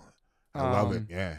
So that's 2000, I think, the band's first album, because that was self-titled, right? Was it a full album? It runs maybe like 25 minutes, and that was on Ferret Records. I was gonna say, like, is it fair? I remember Ferret Records. Carl. Paul Miner was there. No, Paul Conroy was part of that. Wasn't he Ferret Records? I don't know if he was. I can't remember who was a part of it, but Madball was on there too, maybe. Carl from the band Nora. Okay. The person that pushed me right when I joined Sepultura, and I had to do like a promo tour in Australia or somewhere. Mike Gitter, since he was the one that was kind of responsible for giving me the demo to do the audition for Sepultura, he was like, "Oh, you should check out this band, Killswitch." And I was like, check it out. And I think there was maybe an EP. We gave Roadrunner 3 songs. It was Okay. Numbered Days, He'd just started Fixation on working the Roadrunner. Darkness, and I believe an early version of Just Barely Breathing, which is the long song on that. But we had to demo that for Roadrunner for them to sort of give us the green light to make the record. Right. And that was making its rounds in the industry. Oh, so yeah. that's probably what you heard was I the definitely demo. heard that, and I was like, this is so fucking good. Hell yeah. And it was something I listened to the entire trip, like traveling there and doing all the interviews, that and The Haunted. It was just wow. Like, he like, I forgot about that band. band. Yeah, it was like, so those are like my dual whenever I go back to Australia. That's so cool. It's like I have that Killswitch Yeah. air in my head, which I was like, this is so sick. And I was like, The Haunted, Killswitch, this is so fucking, it's, like so refreshing at the time for like hardcore and metal. It was just something I couldn't really describe. Talking about the first album you talking about? Yeah, because I was a huge fan. I was like, oh my God, I'm so excited for this. Yeah, That's awesome. the first record though is pretty raw. It's raw. We did it in like 3 days. So good, man. And then the Alive or Just Breathing was like we've got a much bigger audience. And that's kind of when the pressure, you mentioned Gitter. Gitter was in my ear constantly while I was making that. We actually had him banned from calling me. Yeah. No way. Vaughn and Kenny were like, back up. Like, you stop getting in his head. And I love Gitter. Shout out to Gitter, man. He's one of my favorite people to talk music with because he's an encyclopedia. 100%. And he's legit a fan of music. Yeah. Absolutely. We see him every Every show we show. go to, Every we see show. him there, man. He was at every show in New York, too. Yeah, he was. I would see him. He's a legend, really. And he's a hardcore kid from Boston. Knows, like he knows his hardcore. He For does. sure. And he's probably the longest running people we know in the industry still. Yeah, that's for real. You know what I mean? a It's really out there real loving listener music. of- He's a lifer. Yeah. Damn, so he was But we had to record. ban him for a little bit from the studio as well. You did? Wait, hang on. This happened twice. Why'd you have to ban him? Just be like, okay, you need a little distance. I remember him He's going. passionate, Well, though. but I also remember him going like, you realize how big of an audience you're going to have now. You realize what you're saying, like it's really, which is good advice, but absolutely, that gave me anxiety. I was like, and was getting writer's block because he was freaking me out. Yeah. Oh yeah, because it's this. You talking about the second album or the first one? Second. Yeah, because it's 2 years, right? Yeah. And so the first one, did you guys have a big following when you dropped your first one? We gave out 50 demos at our first show, and our first show was opening for Dark Tranquility, In Flames, Shadows Fall. It was a huge show. Okay. We passed out all of our demos, and I want to say within probably 6 months or so, we were playing in front of like 300, 400 people. Nice. It's awesome. It happened That's awesome. pretty damn quick. Wow. Right. Damn. So then the build up for the second one, and that's like, low pressure. We played the Metal Fest at Worcester in front of 2,000 people. It's a big one. Yeah. And that's kind of when I was like, this is way bigger than I thought it was going to be. And I was kind of freaking out at that point. Okay. Yeah, because you only did 2 albums with them, right? Until you leave the band in 2002, right? Yeah. Because you were newly married, all kinds of things, stress, anxiety. I was just, I had mental issues that I didn't know how to address. I didn't know that I was depressed. I was getting social anxiety. I was also losing my voice after 3 shows because I'm going full on. Did you ever do warm-ups and stuff? No, none of that. No chill. Just like tearing into this. You can see it on early YouTube videos. I'm physically like hurting myself to make it do the thing. Did you do Melissa Cross later on? So I was her second student. Yeah, I was like in the mix, and I was in the first DVD thing. I'm not in the DVDs or any of that I'm stuff. on the first I DVD, disappeared. Yeah. Okay. So I went to see her. She tried to help me, and then I disappeared. I fell off the face of the earth. Yeah, I was like, "What?" But the second record, it was a successful record. Yeah, it was becoming very successful, and Did you dip before the touring of that record cycle? The first real tour, we were opening for a band called Hypocrisy, a death metal band, and I dipped a week before it was over. Peaced out. Fuck. Yeah, I had my brother pick me up in Seattle, and I just kind of hid from the band for a little while because I just was so. Was it like stress going on stage? Was it anxiety? Was all of it? Yeah. All of it, and it spiraled me into a really dark depression. But I didn't know how to tell anyone. I didn't have that sort of language yet, so I wrote them an email and disappeared. I still regret it to this day as far as like the way I left, but it honestly was one of the best things that I had to do. I had to like figure out what was going on with me. Wow. I was bummed. Yeah. I was just like, are you serious? I was like, he left. I mean, I didn't understand mental health issues weren't really talked so much about then. I was back just then, like, dude. No. I was trying to get my head around. I was like, what? But the band was going, it's doing so well. Like, it don't matter when you're going through it, dude. Yeah, I was man. like, wow. Okay. But, in retrospect, it's probably the best thing to ever happen to that band because Howard Jones jumps on the scene. Oh, that's right. And they blow up. Huge. Okay, so hang on a second. It's so okay, funny. hang out. What? All right, so that record's out. You leave that tour, and so the band's over then, right? And then that record's just sitting there, and there's no tours for it, right? No, Howard Jones joins pretty quickly. He joins pretty quick, jumps on it, and they tour. Wow. They went to Europe with him, and then yeah. Which I was relieved. I was like, did you know him? Were you? Oh yeah, blood has been shed. You did? But also, he was in a band called Driven, and we played shows with him when I was in Corinne. Got you. And I always thought he was a beast. I was like, this guy's dope. And then Yeah. Blood Has Been Shed was a pretty big band on the scene. Yeah. So we weren't friends, but he was a guy in the scene that I respected and knew.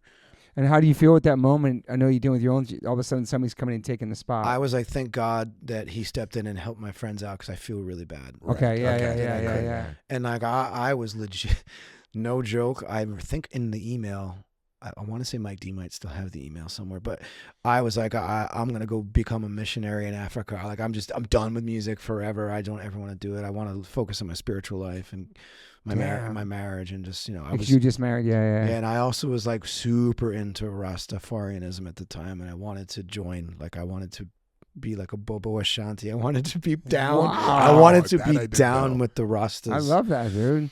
But you're following your heart at that moment. But that never happened. I ended up becoming an alcoholic. And yeah, were you? I was gonna say, were you drinking at the time we left? No, I was straight edge and vegan during the Killswitch. Really? Yeah, I didn't know that. I wanted my body to be clean. I thought it was better for my voice. Oh, for sure. I was starving though. Being vegan back then, it was like, oh yeah, brutal. We go to Denny's and I used to call it the hate. I forget. Mike D knows. French fries. Just hated everything because I was starving all the time. It was hard. And the only thing you could get if you were lucky was like a tofu pup or a Boca burger. The hockey pucks, dude. Yeah. Awful. So yeah, I went from that straight edge vegan to like to drinking. I lost myself in a bottle. That was like my way. And then I joined a band like 3 months after I left. Really? Seamless, all the guys were like, "What the fuck, dude?" Yeah. And it featured Pete, who was in Overcast and was in Killswitch for a little while. All right, so now you're out of the band, and now like you're heavily drinking. You kind of just go off the grid. Yeah, and I'm working 3 jobs. 3 job, man. I went down to Jamestown to an organic bakery, and I worked with an Italian bread maker, which was happy times. That's legit. That was happy times for me. Right. But I was getting up at 4 a.m, course, driving down there, working the bakery. Then it was a wood-fired oven. So after my shift, I would go and chop wood for like 2 or 3 hours. And then I would go up to Providence to this warehouse, and I would refurbish antique windows called face glazing, the old antique windows, because Providence has a whole historic section that has to, by code, be like historically accurate. So if you drive through, I can't remember the name of the street. If you drive down this one street in Providence, all of those windows are my hands doing that. Yeah. I was doing that. Wow, man. That's impressive. Were you a handyman before that? I mean, not really, no, but I was just desperate for work. Yeah. And then I got the phone call from Derek, who used to be in Shadows Fall. He's like, hey, man, like I heard you're out of Killswitch, and Pete Cortez, which I was a huge fan of Pete because of Overcast. We started a sort of Sabbathy stoner rock band. We're really into bands like Soundgarden and Black Sabbath, and this is Seamless. And he's like, yeah, no pressure. We're thinking about just playing shows for fun, maybe for a bar tab, and just like have fun, and just maybe it'd be something you'd be into. And they sent me a CD with like 4 or 5 songs on it, and I was like, this is cool. Like I never pictured myself being in like a stoner rock band, but I fell in love with it, and that's the band that made me fall in love with touring. And the crazy thing about this is too, Killswitch blows up quick. They get rid of their van and trailer and they get a tour bus. Van and trailer is just sitting there. So what do? Seamless. We start building our rep. We start playing shows. It's getting bigger and bigger. Equal Vision signs us, which is so weird. Shout out to Steve Reddy. Shout out to Steve. Was with him last night. Yeah. For that dude. believing in us, and he's a good dude, but we didn't fit on Equal Vision. But so we bought the Killswitch van. Wow. And I crawled back into that van, and from being depressed and wanting to quit, and I fell in love with touring in that van. That so is amazing. It's literally me getting back in the van, and my life changed, and I fell in love with touring with that band. Wow. And we did tours with like Fu Manchu and Valiant Thor. Like it was fun, rock and roll. Right. And I'm just pounding alcohol, just drunk all the time. Not good. Right. But that's how I was coping. And Right. that led me to realizing I had depression and anxiety and needed to do something about it. Are you sober now? No, I'm not sober, but I do not lose control. I refuse to lose control. If I have a drink, it's like a couple glasses of wine or a beer. Like I'm an adult about it.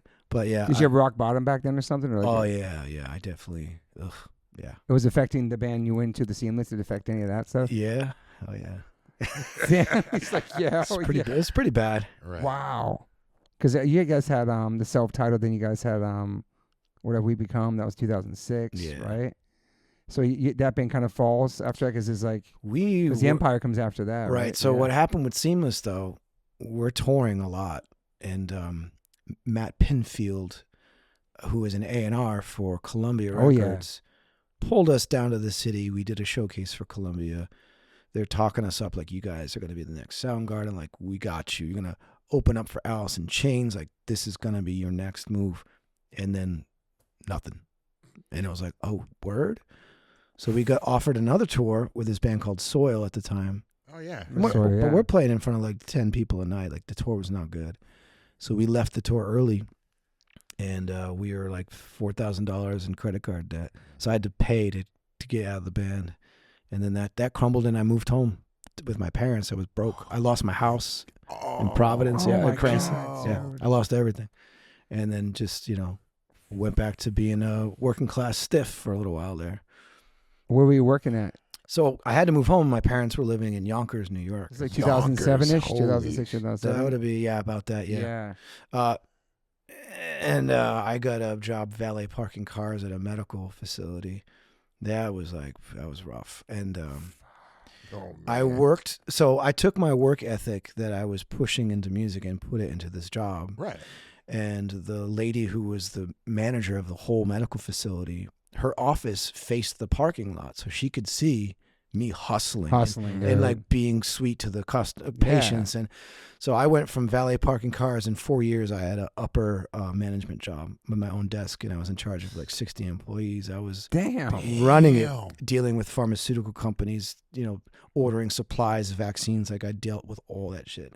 Holy shit. Wow. But while that was going on, I was in a band called the Empire Shall Fall. And, Yeah. and that was inspired by and started at a Immortal Technique show. We went to go see Immortal Technique, me and my friend Nick, who I get to see tomorrow. He lives in LA now. Shout out to Nick. He plays for a band called the Deer Hunter. Really brilliant band. But we met this kid, Jake, who was 18 years old, and he was a virtuoso. He played like an 8-string guitar, and he was a huge Meshuggah fan, obviously, because that was like the biggest band in the world at the time. And the idea was get a jazz drummer who loves hip-hop and jazz, get a metal guitar player, get like an indie rock bass player, and me. And we just politically fueled, conspiracy theorist kind of jazz, pre-degent, hardcore metal. Damn. And that was all DIY, 100% DIY. Did everything ourselves. How did that band do? Decent. Not great, but decent. Mm-hmm. And it gave me something to do on weekends that I loved. Yeah. And I worked my way up to that management position where I could take Fridays off. So I was working from home. I'd work extra hours, and then Friday through Sunday, every weekend, playing shows all around the Northeast with Empire Shall Fall. Damn, man. Fucking wild, man. Yeah. Wild. And I managed that band too, so I was the guarantees and just I learned the hard way to make sure that we play at a certain time, and if you sign that contract, that's what you had to do. So yeah, I have a random question too to go back 1 second. When you sent the band the email, did they respond to it? I don't remember, but I did get a phone call from Gitter, and he's like, "Hey, MTV wants to interview the band. Could you at least show up and pretend like you're in the band and like allow them to get this coverage because it's very important. It's the least you could do for what you did." And I showed up, and it was so awkward. that must have been. oh, that's so awkward, man. I wonder if that video is somewhere because Mike D has sunglasses on. He won't even look at me. He's so mad. Oh, But man. it was during that time that Joel and Adam were like, "Just get better. Like, it's okay. That's Get nice, better. man. Yeah, We're gonna yeah. figure it out, and we love you." And I was like, "Wow, okay." That's really nice. And Adam and I kept in touch while Killswitch were blowing up. He would just call me from Europe drunk. "How you doing? How's your fucking band?" Like just busting my balls. And then I look up on a picture in a magazine, and Joel's wearing a Seamless shirt. Oh, that's Oh, awesome. Like dude. they totally just repped me and gave me love. And How does it feel seeing them blowing up when you're not in the band? At that first, it point. was just like, this is amazing. Good for them. Holy Right. shit. And then I remember going to Lupo's with a hoodie on and a winter cap, like pulled down low. And I wanted to go just check it out. And I was like, wow, these guys are like fire right now. It was an incredible show. Incredible show. And then I went to them afterwards to congratulate them. And, they were like so happy. And I was like, good for them. Amazing. Good for them. Wow, dude. I have to say, like when you were out, I was like, I kept asking Gitter. I was like, what's gonna happen now? I was like, Yeah. I was just like, no, I want Jesse back in the band, man. And he was like, I don't think that's gonna happen. And then I was just like, all right. And then I was like, I don't know about this Howard guy. Went to the show, I think even with Gitter or something. He's like, no, I think you should check it out. It's pretty. And I went there and I was like, damn. I was like, all these people are here for them. They're Dude's like, a beast. yeah. Damn, Howard came out. It Killed was insane. Yeah. Like everyone's singing and his voice is just powerful. Huge. And then meeting him at this, I was like, God damn. Yeah, and he's handsome too. Yeah, he's handsome. I was just like, whoa. Shout out to Howard Jones. Hell yes. But what band was you from again? That we Blood has been Blood- shed. And Okay. blood has been shed. They were I saw- pretty- and they then were I pretty checked them big. out. I was Okay, like, this okay. is fucking Yeah. amazing. I love that too. Yeah. Is And he then from I was Ohio? like, He is originally from Is he? Ohio. I Originally. didn't know that. But then Told you. Connecticut. He's Okay. he Wow, identifies son. as a Connecticut hardcore. Okay. Because I was going to say, Yeah. I mean, but I got to say, I mean, I was, after seeing it live, I was like, I get it now. Yeah. I was like, damn. Yeah. Something about the band emo I brought up because when my brother Todd officially left H2O, he sent a band email to all of us, and none of us responded to it. That's fucked And then up. now to this day, we still hit him up. He's in the Offspring to play with us. It's like the mafia. Like you can never get out. And he's been back a couple of times, but he's like, you guys never responded to my email. I'll never forget that. We wouldn't take it seriously. You know what I mean? Right. But 15 years later, he's in the Offspring still. But whatever. I was just wondering if they responded to that because the email is kind of weird to send It's so weird. to your band. It's weird. There was It's no whack. group text Yeah. really back then, but Yeah. I don't know. It's whack. But yeah. Okay. Sorry to break this. So now you're working. You're up at the fucking. You're doing all this shit with pharmaceuticals and all that shit. Like a real job. You need a real job with insurance. You have a real job. Making good money. Are you living at home too? So I was living with my parents for about a year. How old are you then, I think? This would have been like 27, 28 maybe. Okay. Because on my 30th birthday, I finally got my own apartment with my wife at the time. On my 30th birthday. That's how I remember that. Wow. And I was miserable, though. Miserable. Living that corporate life. And then, when you see the ins and outs of the medical industry, the pharmaceutical industry, I vowed to never, ever go to a doctor. I do not subscribe to Western medicine whatsoever. Respect that, man. Yeah, I go to Ayurvedic and holistic, and I do not do Western medicine because of what I Everything you saw. What I saw, what I learned, the ins and outs of the shit that they're giving to people, the way that they treated patients, it was despicable. Damn, dude. Especially like being a punk rocker and all that shit. Like, just, you know what I mean? Which is, and then being in the Empire Show Fall was my outlet where I talked about the hypocrisies of all that stuff. He got it out, yeah. But still very miserable and didn't want anything to do with the job I was working. But did you want to be on tour? Like, did you want 100%. Was there probably saying, I wish I still stayed in that band? I would be in that band right now. I don't know if it was that, but I wanted what they had, but on my own terms. Totally. I wanted to earn it again. Right. But he's singing some of the songs that you wrote. Oh yeah, no, yeah. Okay, At first he had to do the tour. Like I left on the first tour, so they toured for like I think a year and a half on Alive or Just Breathing ish, and went to Australia, Europe, and I had never been overseas ever until Adam D reached out to me. He threw his back out. He was in the hospital in London, and the band was carrying on without him. While he was in the hospital recovering from surgery, he wrote a bunch of songs in his head. And he decided that he didn't want to give them to Killswitch. He wanted to put them out separately. So I get the phone call. This is 2008. While I'm working at this medical facility, while I'm doing the Empire Show Fall. Yeah. He says to me, I have a batch of songs. I want your help. Would you be interested in singing on them or writing lyrics or just helping me in some way, shape, or form? It's just a project. Yeah. He sent me the CD and it blew my mind, and that would become Times of Grace. Times of Grace, yeah, 2011. And that gave me purpose again. That pulled me out of my funk. That gave me it was like a light coming through all my depression. The Hymn of a Broken Man. Yeah. It's heavy, man. Yeah. There's notes from a suicide note that I wrote on one of those songs. Like I was ready to die because my marriage is not doing good. My career is in the shitter. In weekends, I had fun. It was great. That was another light. The Empire Show Full Boys were great. We had fun, but it was like your therapy getting it out. Yeah, right? but I was not happy at all. Were you going to therapy at that time too? No, this is before. Yeah, really admitting that I needed help. Yeah. But while I was making that record, so it took about 8 months on and off with his tour schedule and my work schedule. We managed to piece it all together, and then of course, because Killswitch is still going. So we make the Times of Grace record, and it sits on a shelf for like 2 years. Damn. Roadrunner held on to it. Yeah, because Roadrunner wanted to be a part of the project. And Gitter had it too? Because he's in contract with Roadrunner, they have the right of first refusal, and they wanted it, and they held on to it for 2 years. Labels are so whack. But what's interesting about it, though, is when Howard Jones leaves the picture. What? Okay. Howard leaves Killswitch. Roadrunner says, Times of Grace, let's put it out. Let's go. And then it was like, if we're going to put it out, we should probably do some shows. And Adam's like, well, what do you think about quitting your job and going on tour? And I was like, oh, shit. Yeah, let's do it. Okay. Yeah. Really? Quit that. Yeah. And it was, that was my first time living on a tour bus, my first time going to Europe. Wow. And it was like the time of my life.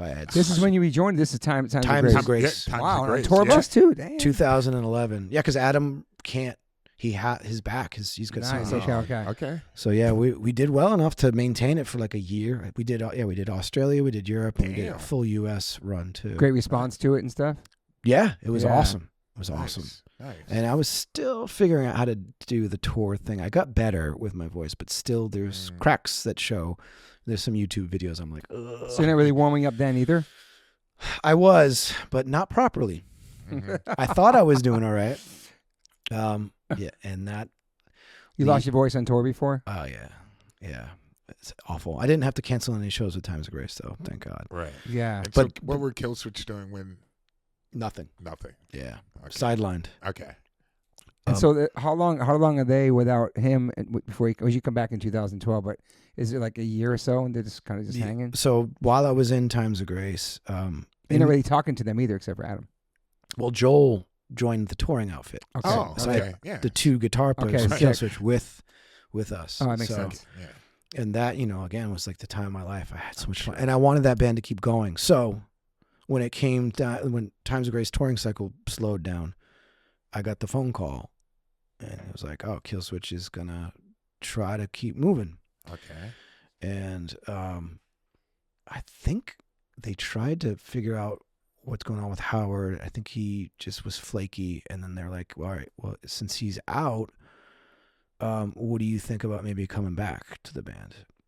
We could do and I was like, well, maybe we just do like an Alive Just Breathing reunion tour, and then maybe, I don't really have to sing Howard songs."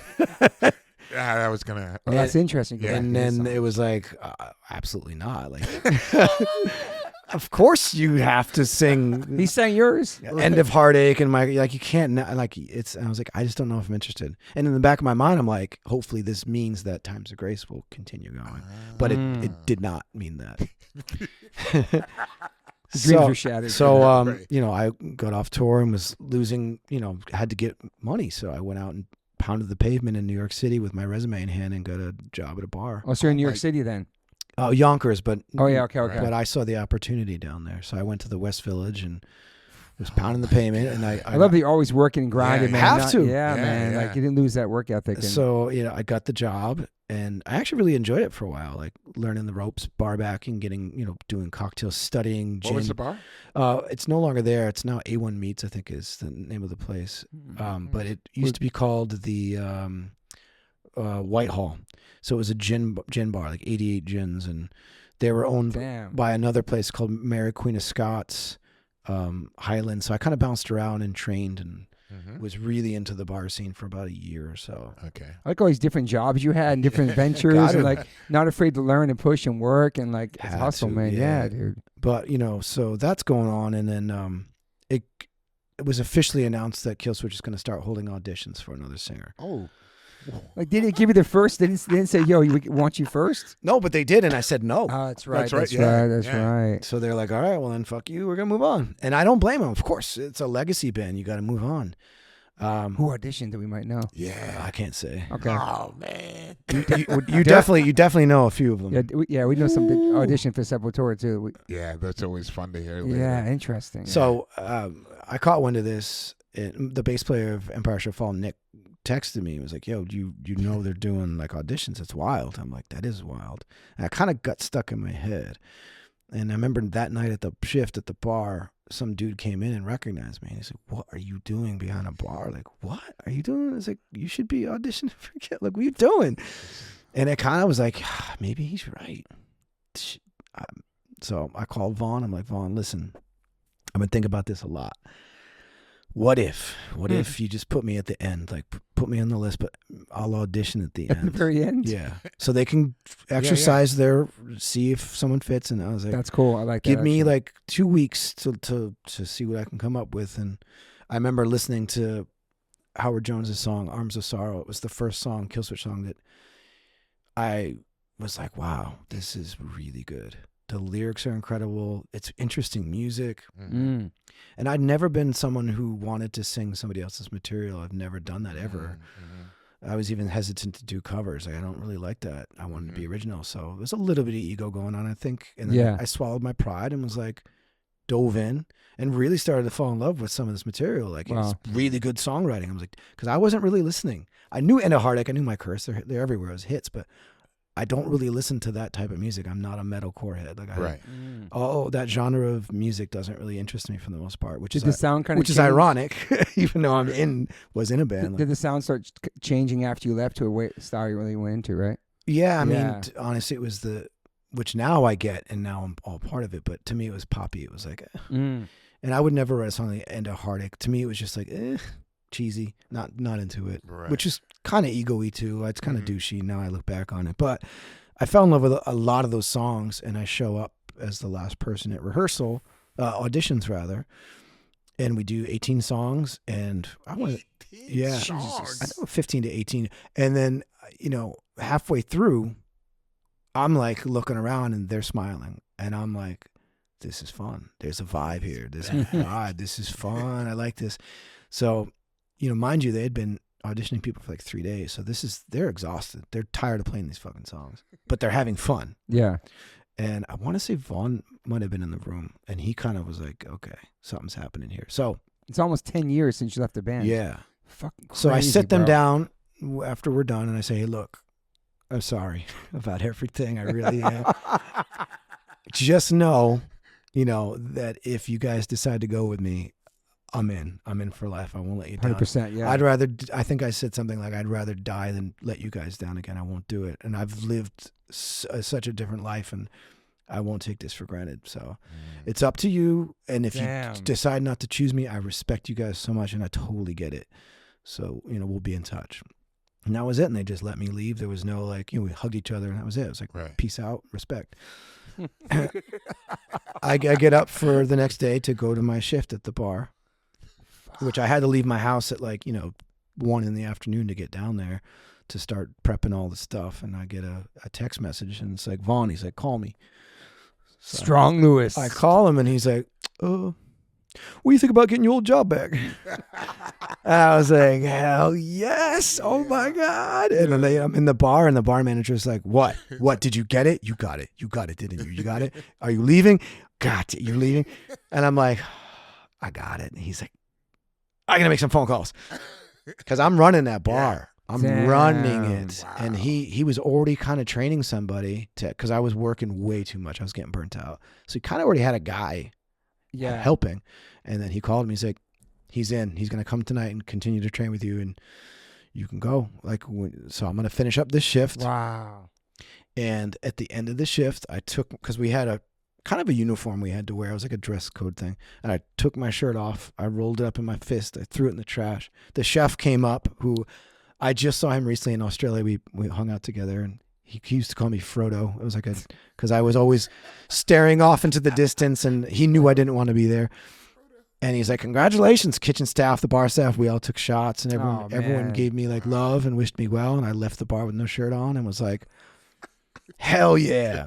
And those guys paid my bills for a good 6 months. They gave me a bunch of money to pay my bills. Oh, that's amazing. I actually got to purchase a car. They really front loaded me to make sure that I had the time to start working on the new record immediately. And that would become Disarm the Descent. Yeah, and that's a year later. Wow, it's your comeback record. And our first show was scheduled pre me rejoining. The first show back was supposed to be the New England Hardcore Metal Festival, which was about 4 weeks away. And they were like, "You going to be ready in 4 weeks?" And then we need this record done as soon as possible.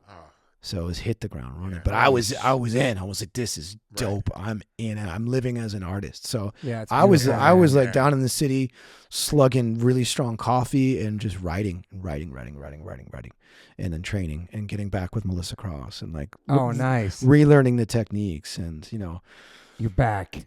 Yeah. It was the best decision of my life. And I want to say that the 2 years that followed of me rejoining was some of the best memories that I've ever had in my life. With the set list, how difficult was it for you to learn the Howard songs? Pretty difficult. Right. Not even just physically, because he's such a different singer. Yeah. But to embody it. Right. How do I live these lyrics that I didn't write? Right. Yeah. Mm-hmm. So same with you, Salvatore. Yeah. If anybody knows, it's you. That's why I was really curious. How did you? It took me a while. Right.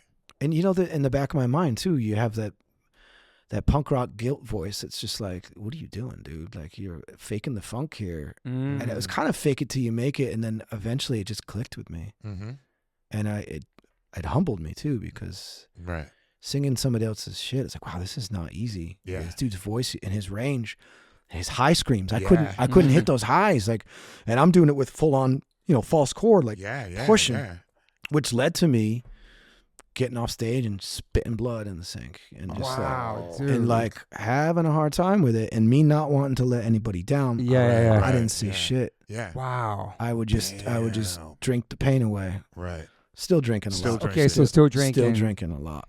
Are those guys drinkers at that time? Oh yeah, we were all of us raging. Okay, so it was a huge party for a good solid year and a half, 2 years. We were all just raging. What was together. the set list like? Like half Howard, half.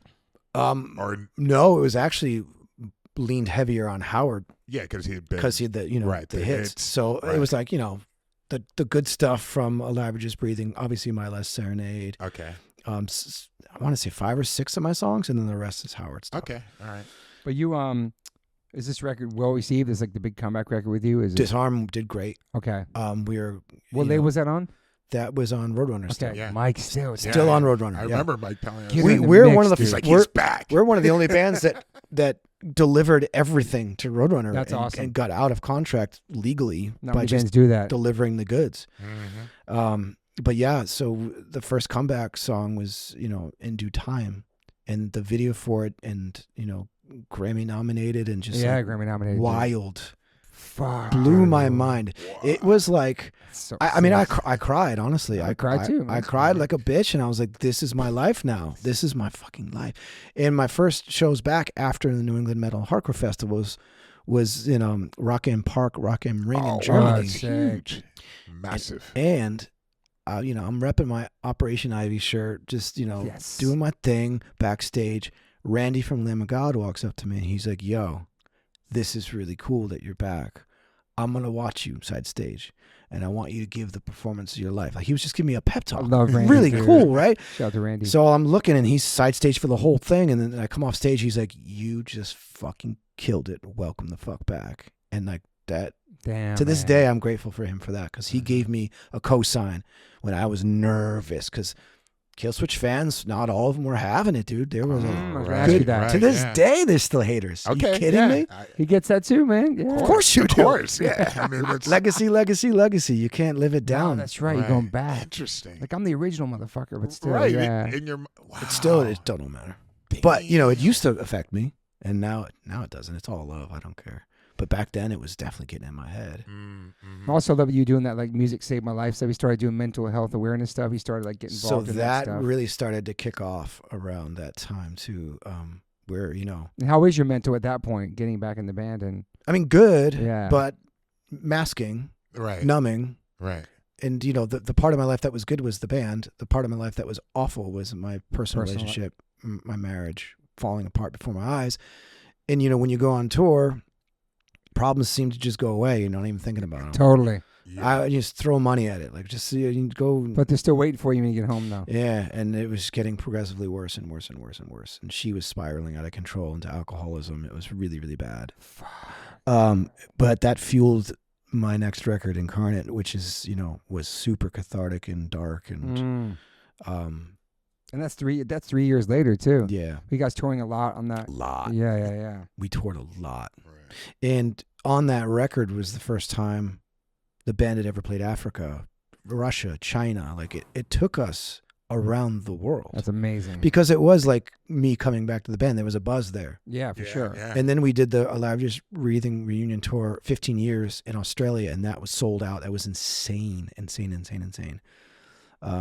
So the band and all that stuff was great, but my personal life was in the shitter for sure. Yeah. And that's when I started to ask for help. That's when I was like, I'm not okay. I know I'm not okay.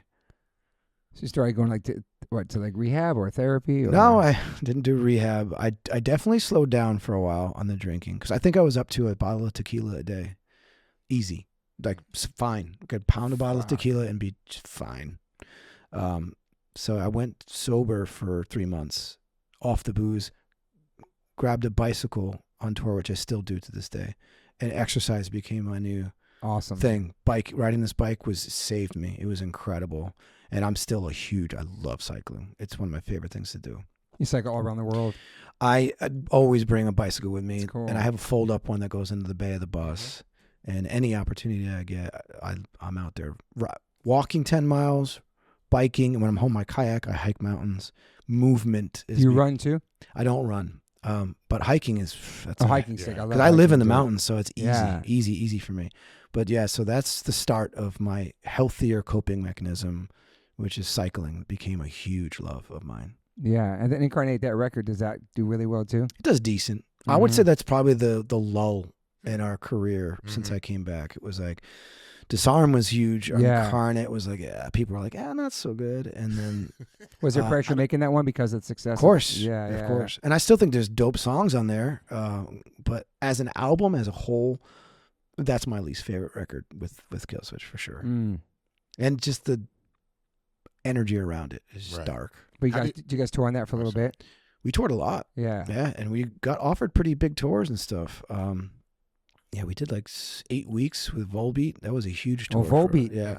What's the guy's name? Volbeat? But that was a tough tour. What's the guy's name? Rob? I don't. Oh, Rob Caggiano. Yeah.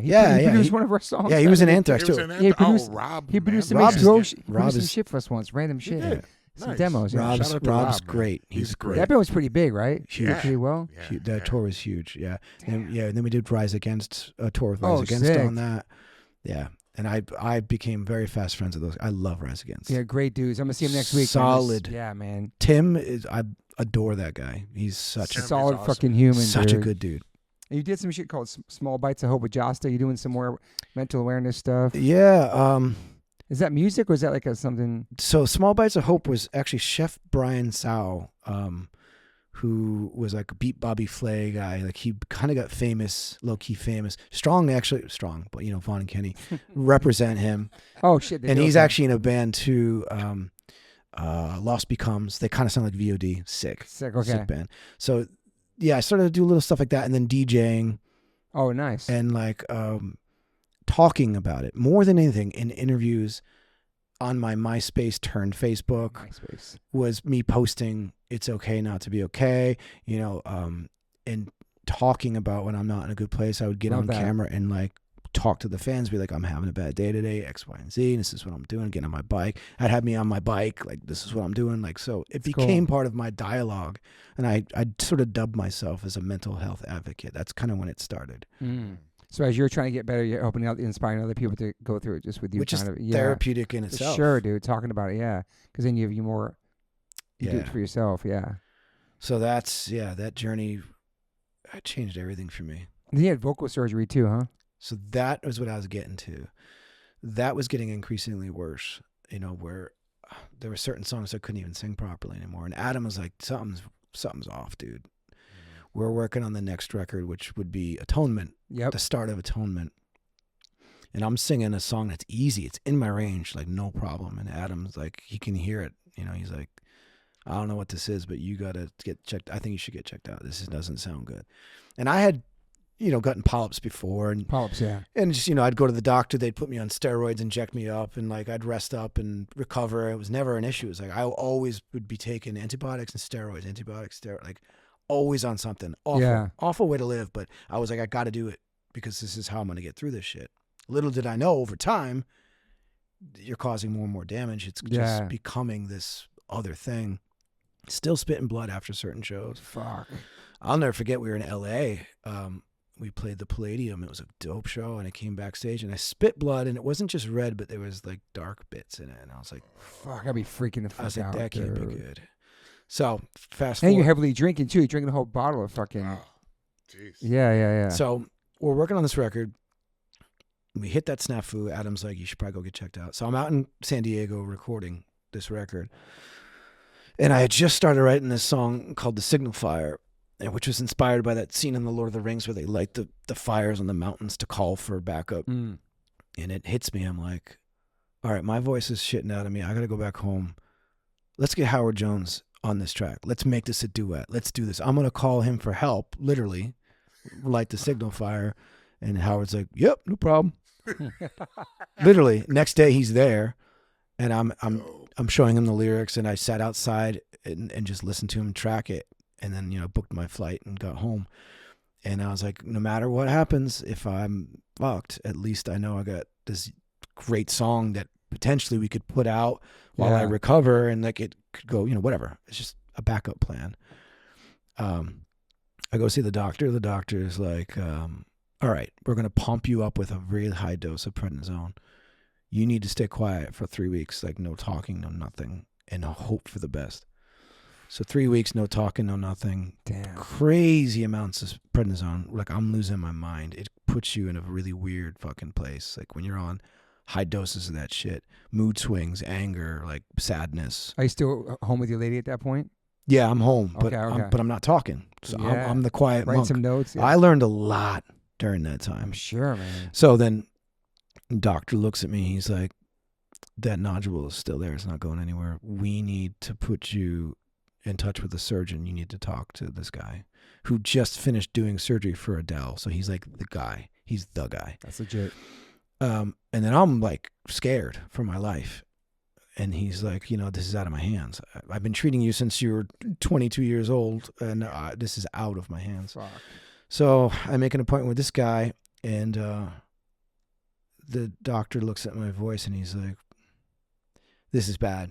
He's like, this is one of the worst damages I've ever seen. That's the last thing you want to He's hear. like, this nodule looks bad. And he's like, and if I cut into it, it might change your voice forever. Fuck. You dude. may never sing again. I can't guarantee. I need to tell you responsibly that I can't tell you that I can guarantee you'll sing again after this. And he's like, what are you doing? How did you do this? Right. And he's like, between the music, the alcohol, and the lifestyle. Yeah. He's like, if this works, you need to change. And I just probably looked like I'd just seen a ghost, just with all of the wind out of my sails. And I'm walking out of the doctor's office. I couldn't talk for another month until they got the surgery. So this is like 2.5 months. Imagine you just get the worst news of your life, and you can't really tell anybody. So the doctor says, do some phone calls, speak very gently, let them know you need to cancel the next tour. And the next tour was just going to be like, a festival with like some dates around it. So it was like a 2-week run, not super huge, but the next tour after that was opening for Iron Maiden in Europe. It was the pinnacle of like, this is up next. So I had that sort of in my foresight as well, as like this dangling thing of like probably the most important tour this band's ever going to do. It's crazy, dude. And I don't have a voice. So quiet, observing my life, my personal life. And a lot of decisions were made during that time. I learned a lot.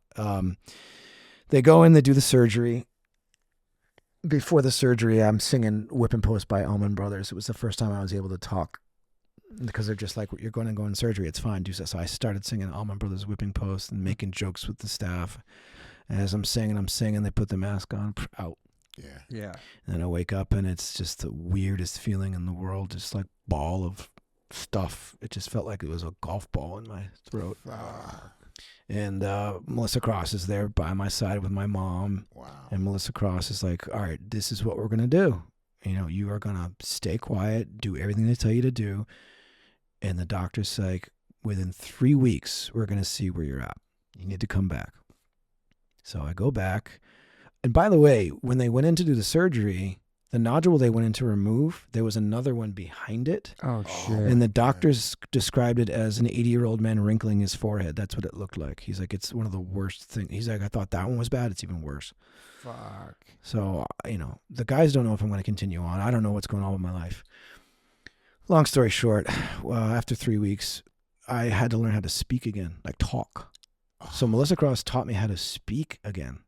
And how to do it properly, where I learned the note. So as I'm speaking to you right now, it's in that note structure. Yeah. And I learned my range. I started playing piano. I started to really like slowly ease back into doing the warm-ups. And we had 4 weeks to the Iron Maiden tour. It's not much time. It's not much. But the technology is incredible, though. So they use lasers, and it heals pretty quickly. So after 3 weeks, I start to sing a little bit, and I'm carrying a tune, and I'm like doing vibrato. I'd never been able to do vibrato. I'm like, oh shit, my voice sounds like velvet. What the fuck is this? I start screaming, like scared, but I start screaming. It's a lot easier. I'm like, this is crazy. Damn. Whoa. So we kept the tour with Iron Maiden, and I flew out after Melissa Cross just helping me for those 3 or 4 weeks. We get on stage in front of 11,000 people in Tallinn, Estonia, and I deliver probably the best performance I have in like, I don't know, 6, 7, or 8 years. I get off stage, I fall to my knees in the backstage area, in the shower area, and just weep. And I'm like, thank you so much. Right. Holy shit, dude. And that tour was, wow, wicked. And I'm singing better than I've ever sung. Like Are you still drinking then too? Moderately. Okay. Because there's something the drinking does affect your vocals. Jesse, still. But the drinking does affect your vocals, correct? Yeah. It absolutely Okay, affects your So, vocals. so I'm not doing it before. Okay. that's cool. All right. I'm meditating. I'm not drinking beer at all. Sick. Right. I think I was just wine at that time, just like wine here and there. And I wasn't relying on it. And that's when I learned to start getting back into meditation Dope. and to be present on stage, which was new for me. Oh, wow. Okay. Making eye contact and being very present yeah. with an Iron Maiden audience, which is they're the how was it? Was brutal, challenging. It was hard. audience. It's like a Slayer audience, maybe. Yeah, Okay. they're up there for sure. But we had the Dio cover in our back pocket, and that was That'll the help. one that even if the crowd was less enthused, we won them over with that song. But I'm going to say we held our own. Nice. We did pretty well. And when that tour was over, it was like the world opened up to me again, and I just kept training. I'm like, I'm going to get better at this shit. I'm going to get better. I'm going to get better. I'm going to get fit. And Get fit. get fit. Damn, so everything's turned around, man. Yeah. And if you see pictures of me, because the amount of prednisone they pumped me with, I was bloated. I had to work it off. Like, it was physically a tough thing. But how long are you on that for? Prednisone? Yeah. I mean, they had me pumped up for a good 3 months. Damn. And that shit'll tear you up inside too. Oh, man. But Fuck. that Maiden tour was everything. Yeah, how long was that tour for? So it was 3 months, but we broke it up. 3 months? But we broke it up. We went home for like That's ill tour. we went home for 2 weeks while they continued on. They allowed us to. Okay. Because we're like, it's too much. Yeah. So they let us go home for 2 weeks. They toured So we did Europe, because they did parts of Europe that we had never been. They did like Turkey, places we'd never been. So That's we kind of bowed out of the far side of the world, and then we joined them back in the UK and did the UK run, and it was incredible. One of the best tours of my life. Wow. That's amazing because they're flying every day. Those guys fly, right? On And their planes. schedule is pretty easy. Like I'm sure. 2 shows and a day off. yeah. 2 shows and 2 days off. Did they have their own plane then? No, they had like 25 tour buses. Right. They had like a fleet of trucks. Yeah. They have a staff of 120 people that they Holy keep employed. shit, Yeah, they do. bro. And then It's the another kicker, level. which was so pimp, they had like 7 black Mercedes that would roll up an hour and a half before set, and they'd all get out with their assistants and Oh my god. just rock dude. star stuff. Yeah. They But Holy but shit. the most kind, considerate, That's dope. I love hearing that. and they treated us, their staff, the backstage people, their personal assistants, they got to know our names. They said good morning. They had a whole spread of like vegan stuff and juicers. Wow, And that's like cool. I ate so healthy during that tour. That's amazing. And they would come into the dressing room and hang out and say hello. Nico was my favorite. He would just come in and bust balls and hang out, and you pass him in the hallways like, "Hey, gents!" Like it was like going to work every day. Like we're accepted by Iron Maiden. This is so cool. Fuck. So yeah, that was a huge turnaround for me. Is this before Atonement comes out, or is it out on that tour? Atonement was not out. 2000. So that's after that So tour. we after vocal finished surgery. Yeah, so we did the Maiden tour, then I had to go back to finish That record. Okay. Oh yeah. wow. Okay. So in between 2000. tours, we're finishing it. Right before the pandemic, 2019. Oh. Drop that record with high hopes. Oh, Get- You did too. You'd been there. same. Get Howard Jones's band Light the Torch to open, They were great. so we could so have him sick. come on stage and do some of his jams, That's makes really and then nice. do our duet. And it was just like, this is gonna blow. This is gonna be a dope fucking tour. Hell yeah. 3 days in, it was like the 3rd day. We had a day off in Pittsburgh. And I remember I was walking off the tour bus, stoked to hang in Pittsburgh, because I was like, I know my favorite place to eat. I'm going to get a coffee. Pittsburgh's nice. I'm going to ride my bike up and down the river. It's going to be a good day. And my tour manager is on the phone, and he just turns and looks at me, and he's like, we're going home. And I was like, what? He's like, yeah, it's bad. They're canceling shows. And it was like, we could possibly maybe try to eke out the rest of this tour, but it was just every half hour, cancel. And that was it. That was it. Dead in the water. Right.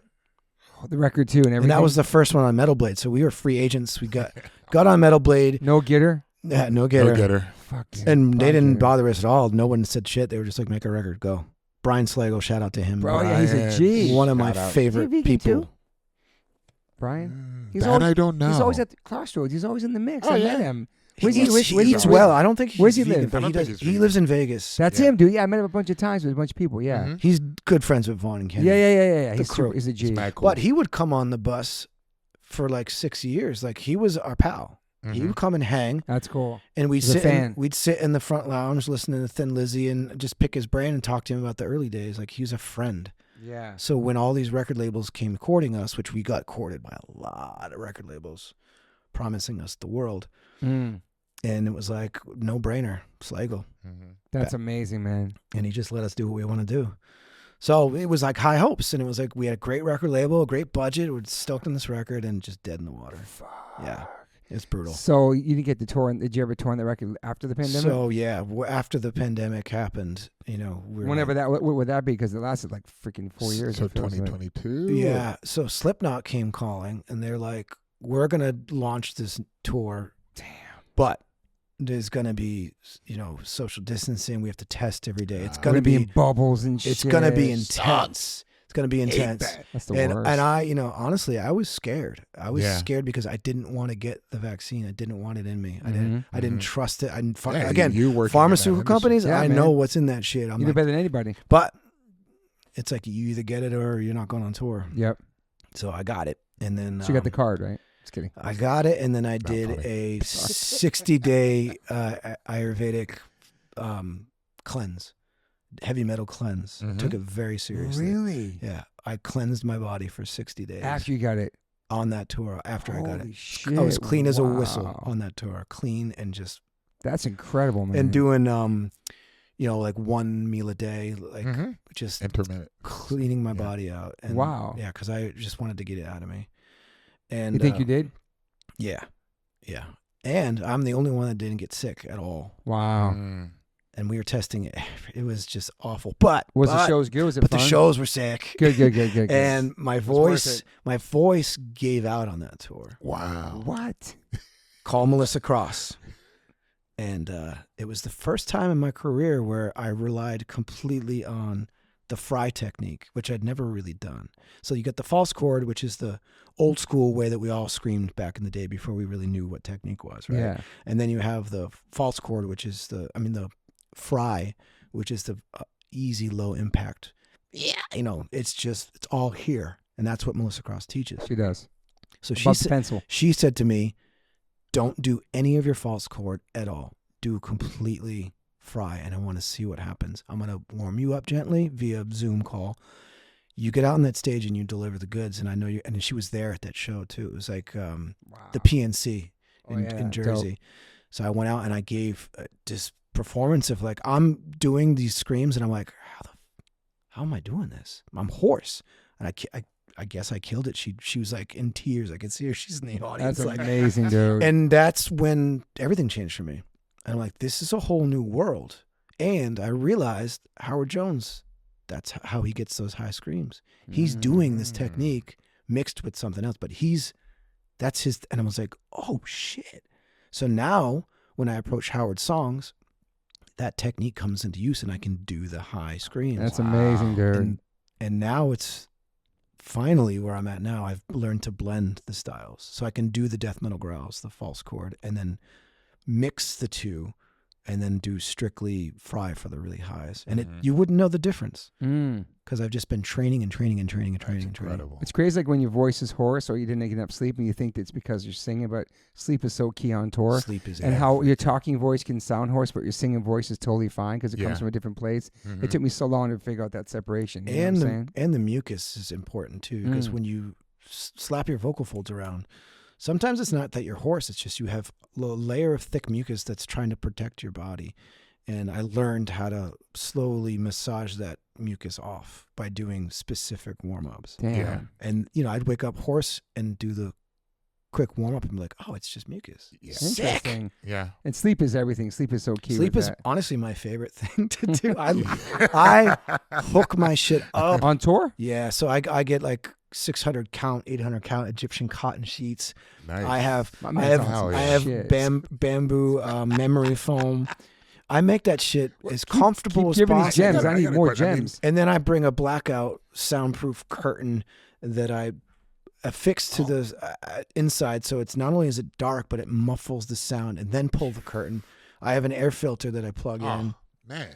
And then take care with this. It's truly you're about to retire, man. You're big on this fucking program. Yeah, and then I get to try to get like organic cotton pillows. Like it's wow, a chamber of beauty, right? And I sleep better on the tour bus than I do at home. I love tour bus sleeping. I fucking love it. You like when it's moving and not moving? Love when it's moving. Me too. Me too. I wake up when it stops. I can't. Same. Did you ever? So during a tour, you had to cancel a tour because for your of voice? Just one. Yeah. Just one. Right when I got the surgery. Okay. And this is wild too. What about you? Cancel the show for my voice. Mm-hmm.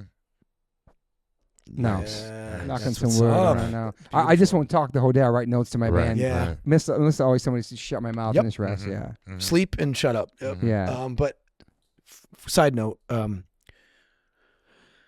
we went through the insurance company, the band's insurance company, because Mark, our accountant, is brilliant, and he's like, "This is potentially a workers' comp." So I won the case. Wow. Workers' comp covered the surgery and then paid me losses for what I would have made budget-wise on that tour. That is incredible. Which helped a lot because, you miss a tour, that's a lot.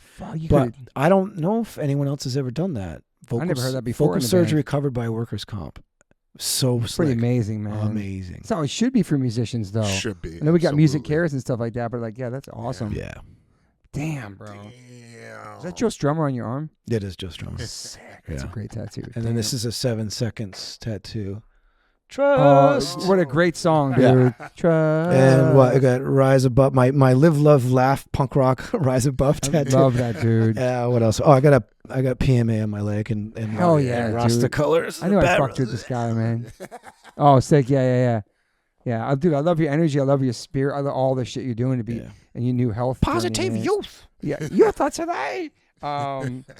Damn, and you also dropped Times of Grace. You dropped another record, too, in 2021, right? Yeah, during the pandemic, which was a bad idea. Were you on lockdown? Where were you during that time? Were you in New York? Where were you? I was living in Woodstock. Woodstock, yeah. Right. Running into the Bad Brains, by the way. Yeah, because they work at health food stores, right? I ran up there for years. You work at a health food store, one of them, right? Yeah, Gary, yeah, I ran into Gary during the pandemic. I've become friends with his son, too. His son's a dope hip-hop producer. No way. How old is he?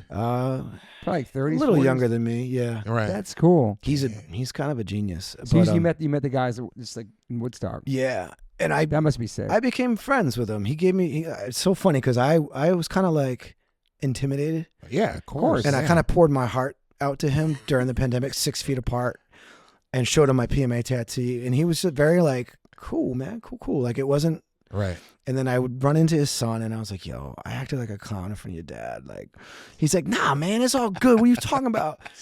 And then in the same neighborhood is Clip Payne, who is P-Funk. He's like the hype man. Really? He's been in P-Funk forever. Wow. I became friends with him and he's best friends with Gary.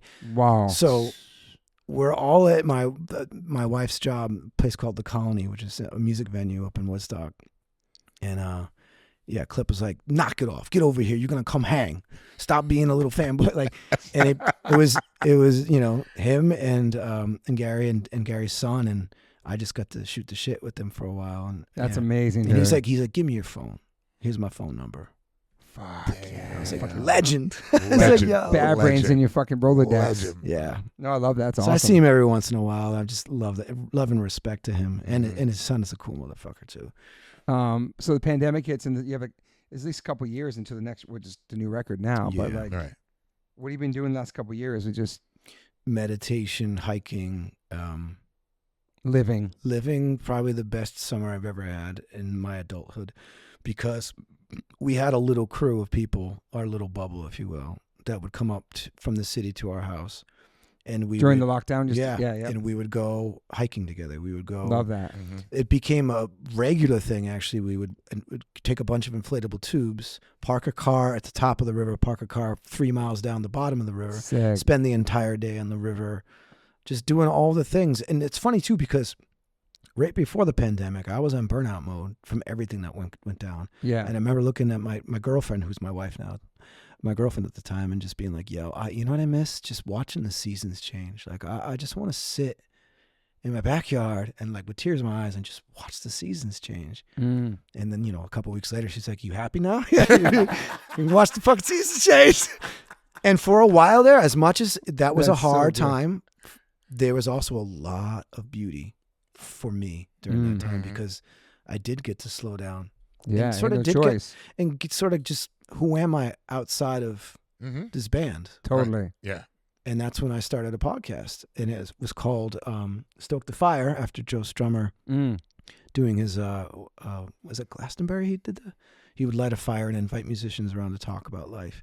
And it's with this guy, my friend Matt Stocks, who worked for like, what was that radio station in the UK? I'm drawing a blank. Oh, sorry, Matt. Oh, really?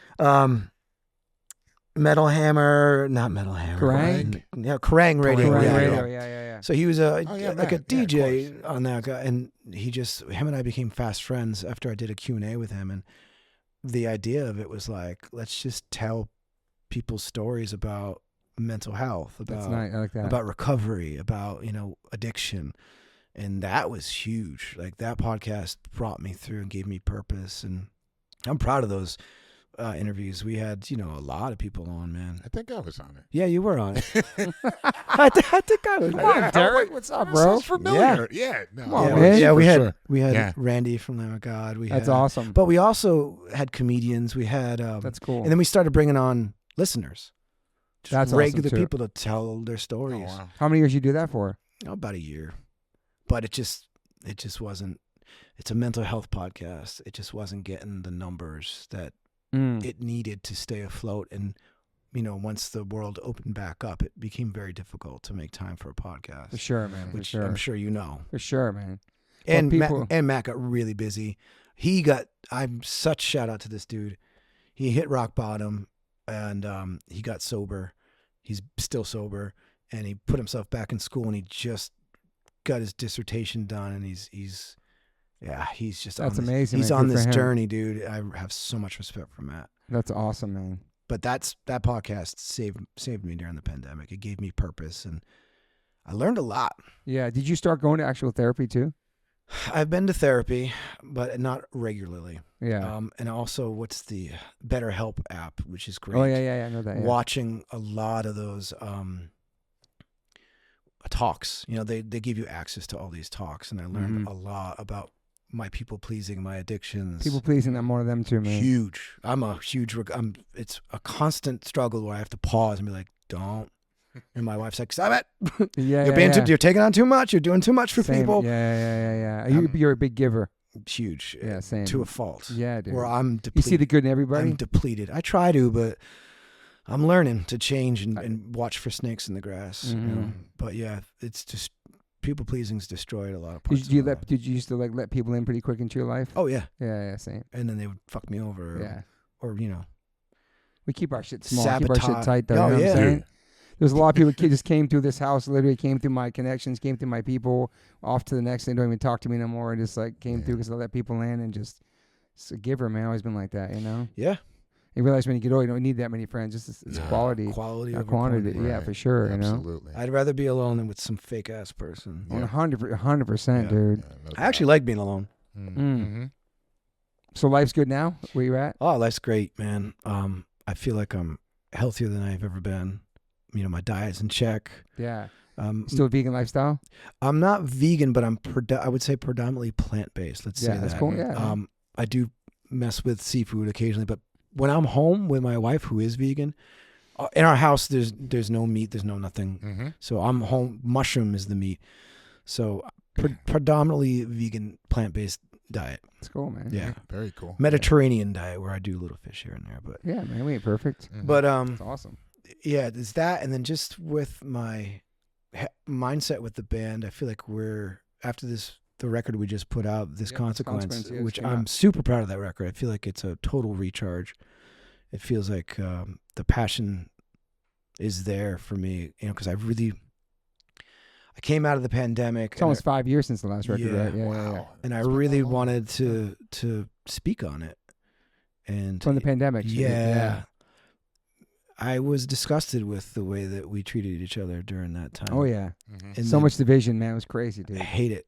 Crazy. Hate it. So this album is my response to all of that. And I'm super proud of it. I think it's probably the best thing we've done in 10 years. And how's the response to it so far? Great. And, I Believe, which is sort of the main single, if you will, we hit number 2 on rock radio. That's amazing, man. And that's that's awesome. never happened in our career. Mm-hmm. And the message of that song is, about keeping the faith, about staying positive, about having hope in your life. Love that. And about faith in a higher power, which to me, all that stuff, it's like the song I've always wanted to make. And, when I first wrote it, I was like, there's something to this song. Mm-hmm. And when we sing it live, you see people just start singing along and they get all emotional. And I'm like, hell yeah. That's what you want. That's you only can hope for that. You guys have a tour coming up in Europe and Hatebreed's on it and Fit for an Autopsy. Wait, what's the tour? Kicking off in Lisbon on September 29th. So European tour. Fit for an Autopsy. Different legs. Decapitated, Fit for an Autopsy. Then Hatebreed on some, and then Employed to Serve, which is a great British, younger British band. I love Fit for an Autopsy. I love them as people. The homies. I love them. It's one of my son's favorite bands. I love them as, man. I know Pat from back in the day. Fat Pat, Pit Boss. Terrorzone, all that shit. Yeah, legit. He was dangerous back in the day. Yeah, I never met him on his positive kick, thank God. Yeah, he's a totally different person, man. Sweetheart. They were awesome. I love that man. He's great. He's great. Yeah, they all are, that entire band. What is that? What's your take with social media? Are you on there a lot or? Not a lot. Well, I have 2 accounts, right? I have my Jesse Leach page, which I use to promote not only the band, but stuff with my wife. She's does her own promotions and throws shows and like kind of mini raves. That's cool. And she's an acrobat, pole dancer. So nice. I DJ that stuff and I host that stuff with her. So I usually while she's doing the acrobat, you're hosting it. Yeah. That's sick. Yeah, we have one called Cyber Circus, which is clowns. It's like dark clowns with dark EDM. Yeah, no, I follow you guys, and I had to cut it off there when I saw the Can clowns. I be honest with you? He hates clowns. I hated clowns too till I became one. No, you dress up like one too? Oh yeah, really? I host as a clown. Why don't you tell me to get a clown in here, bro? Trampy the Clown is the name of the character I built, and it's based off of Captain Spaulding from that Rob Zombie movie. I wish he came here full paint. With like all painted up. Would you do shit?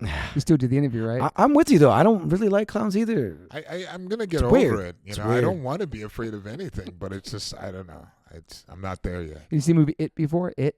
I won't see that. It's so ill. I saw like the original first one though. 2 seconds. So good. And it was enough for me. I was like, I'm done. Slipknot's not scary to you either, their mask? No. Okay. That's different. Whatever. Different, yeah. Sorry. Okay, go. No, so we got that, and then we also have a thing called Dark Forest, which is like, again, it's EDM bass music, like heavy bass music, because we want to get people dancing. It's fun. Fuck yeah. But then you have, we have fire performers. We've had, sideshow type people, aerial acrobatics, pole dancing. It's fun. It's a lot. Yeah, I of fun. follow you guys. That's cool, man. So that's the side hustle, and it's like, to me, it started out as me trying to help my wife build, and now it's just taken off where I'm like, I actually really love it, and it's amazing. I'm all in. And then we just introduced a new night called Bass Ritual, where I did reggae, dub, jungle, dubstep, and drum and bass, and it did really well. And it's going to now be hopefully a monthly thing with various DJs. That's cool. And she gets to show her dance moves and do all the acrobatics while the DJ spins and people dance, and it was super fun. So yeah, that's the side hustle. And then just trying to find time for myself to get out in nature, because I live in this beautiful place, and I barely have time to. Wow. So are you on what social media promoting? You checking, Instagram is you checking DMs, talking to people and fans? Not really. I'm not really a responder. I just do it to promote. And then I have a separate page, which is for my poetry and for nature stuff. Oh, that's awesome. And that's called The Way Back Within. But that page follows only positive stuff. Love that, dude. So I love that. It's only like inspirational quotes, mental health stuff, traveling, food, cat pages, comedy. It's just all the stuff that feeds me with fun stuff. So yeah, I don't doom scroll. I scroll to I get a lot of really interesting stuff for mental health and cool. motivation through that. But that's pretty much it. Do you ever get a negative comment or review bother you? I'm not gonna lie. Yeah, absolutely. Yeah, we all do. Look, we're humans. I'm a sensitive artist, but Same. But that being said, I've learned over time to not let it affect me and to allow my confidence in myself. That's good. Be better than the hate that I get, because I get hate on a regular basis. I just don't pay attention anymore. Yeah, don't let it in. Nah. Don't accept it. That ain't me. That's them. Hate. Yeah, exactly. That's the way you got. That's the way you got to look at it. What people think about you is their business. I love that quote. It's true, man. Don't let it in. Then it doesn't have to be on you. Don't stoop to that level. What are some of your daily rituals? Prayer of gratitude, first thing in the morning before I even open my eyes. Love that. I list my gratitudes and I speak openly to God, Creator, Great Spirit, whatever you want to call it, and just thank God for everything I got. And then sort of list my goals and just put myself into a headspace. And then some mornings I go out to the river and I just sit and I meditate for 20 minutes. I'll do some yoga poses. I'll open up my lymph nodes by patting myself down, do some stretches. That's predominantly how I start my day. And then my wife and I fast till about noon. Nice. And then we have our first, so it's usually I start with like a golden milk, which is turmeric, ginger, black pepper, coconut milk every morning. That's amazing, my shit. Man. That's sick. And then we have a nice light breakfast, brunch, whatever you want to call it. Then usually nothing during the day. Then we have a light meal, 5 or 6, and then that's it. So it's really about regimenting health. And then if I don't have a ton of stuff to do, which I'm always busy, I'm always recording songs. I have tons of I'm doing like guest vocals on a bunch of stuff. But on the days that we don't do that, we go out and we hike and we exercise. And nice. She's got a little gym in the barn and I'm lifting light weights and stuff like that. Hell yeah. What's like a latest obsession you have?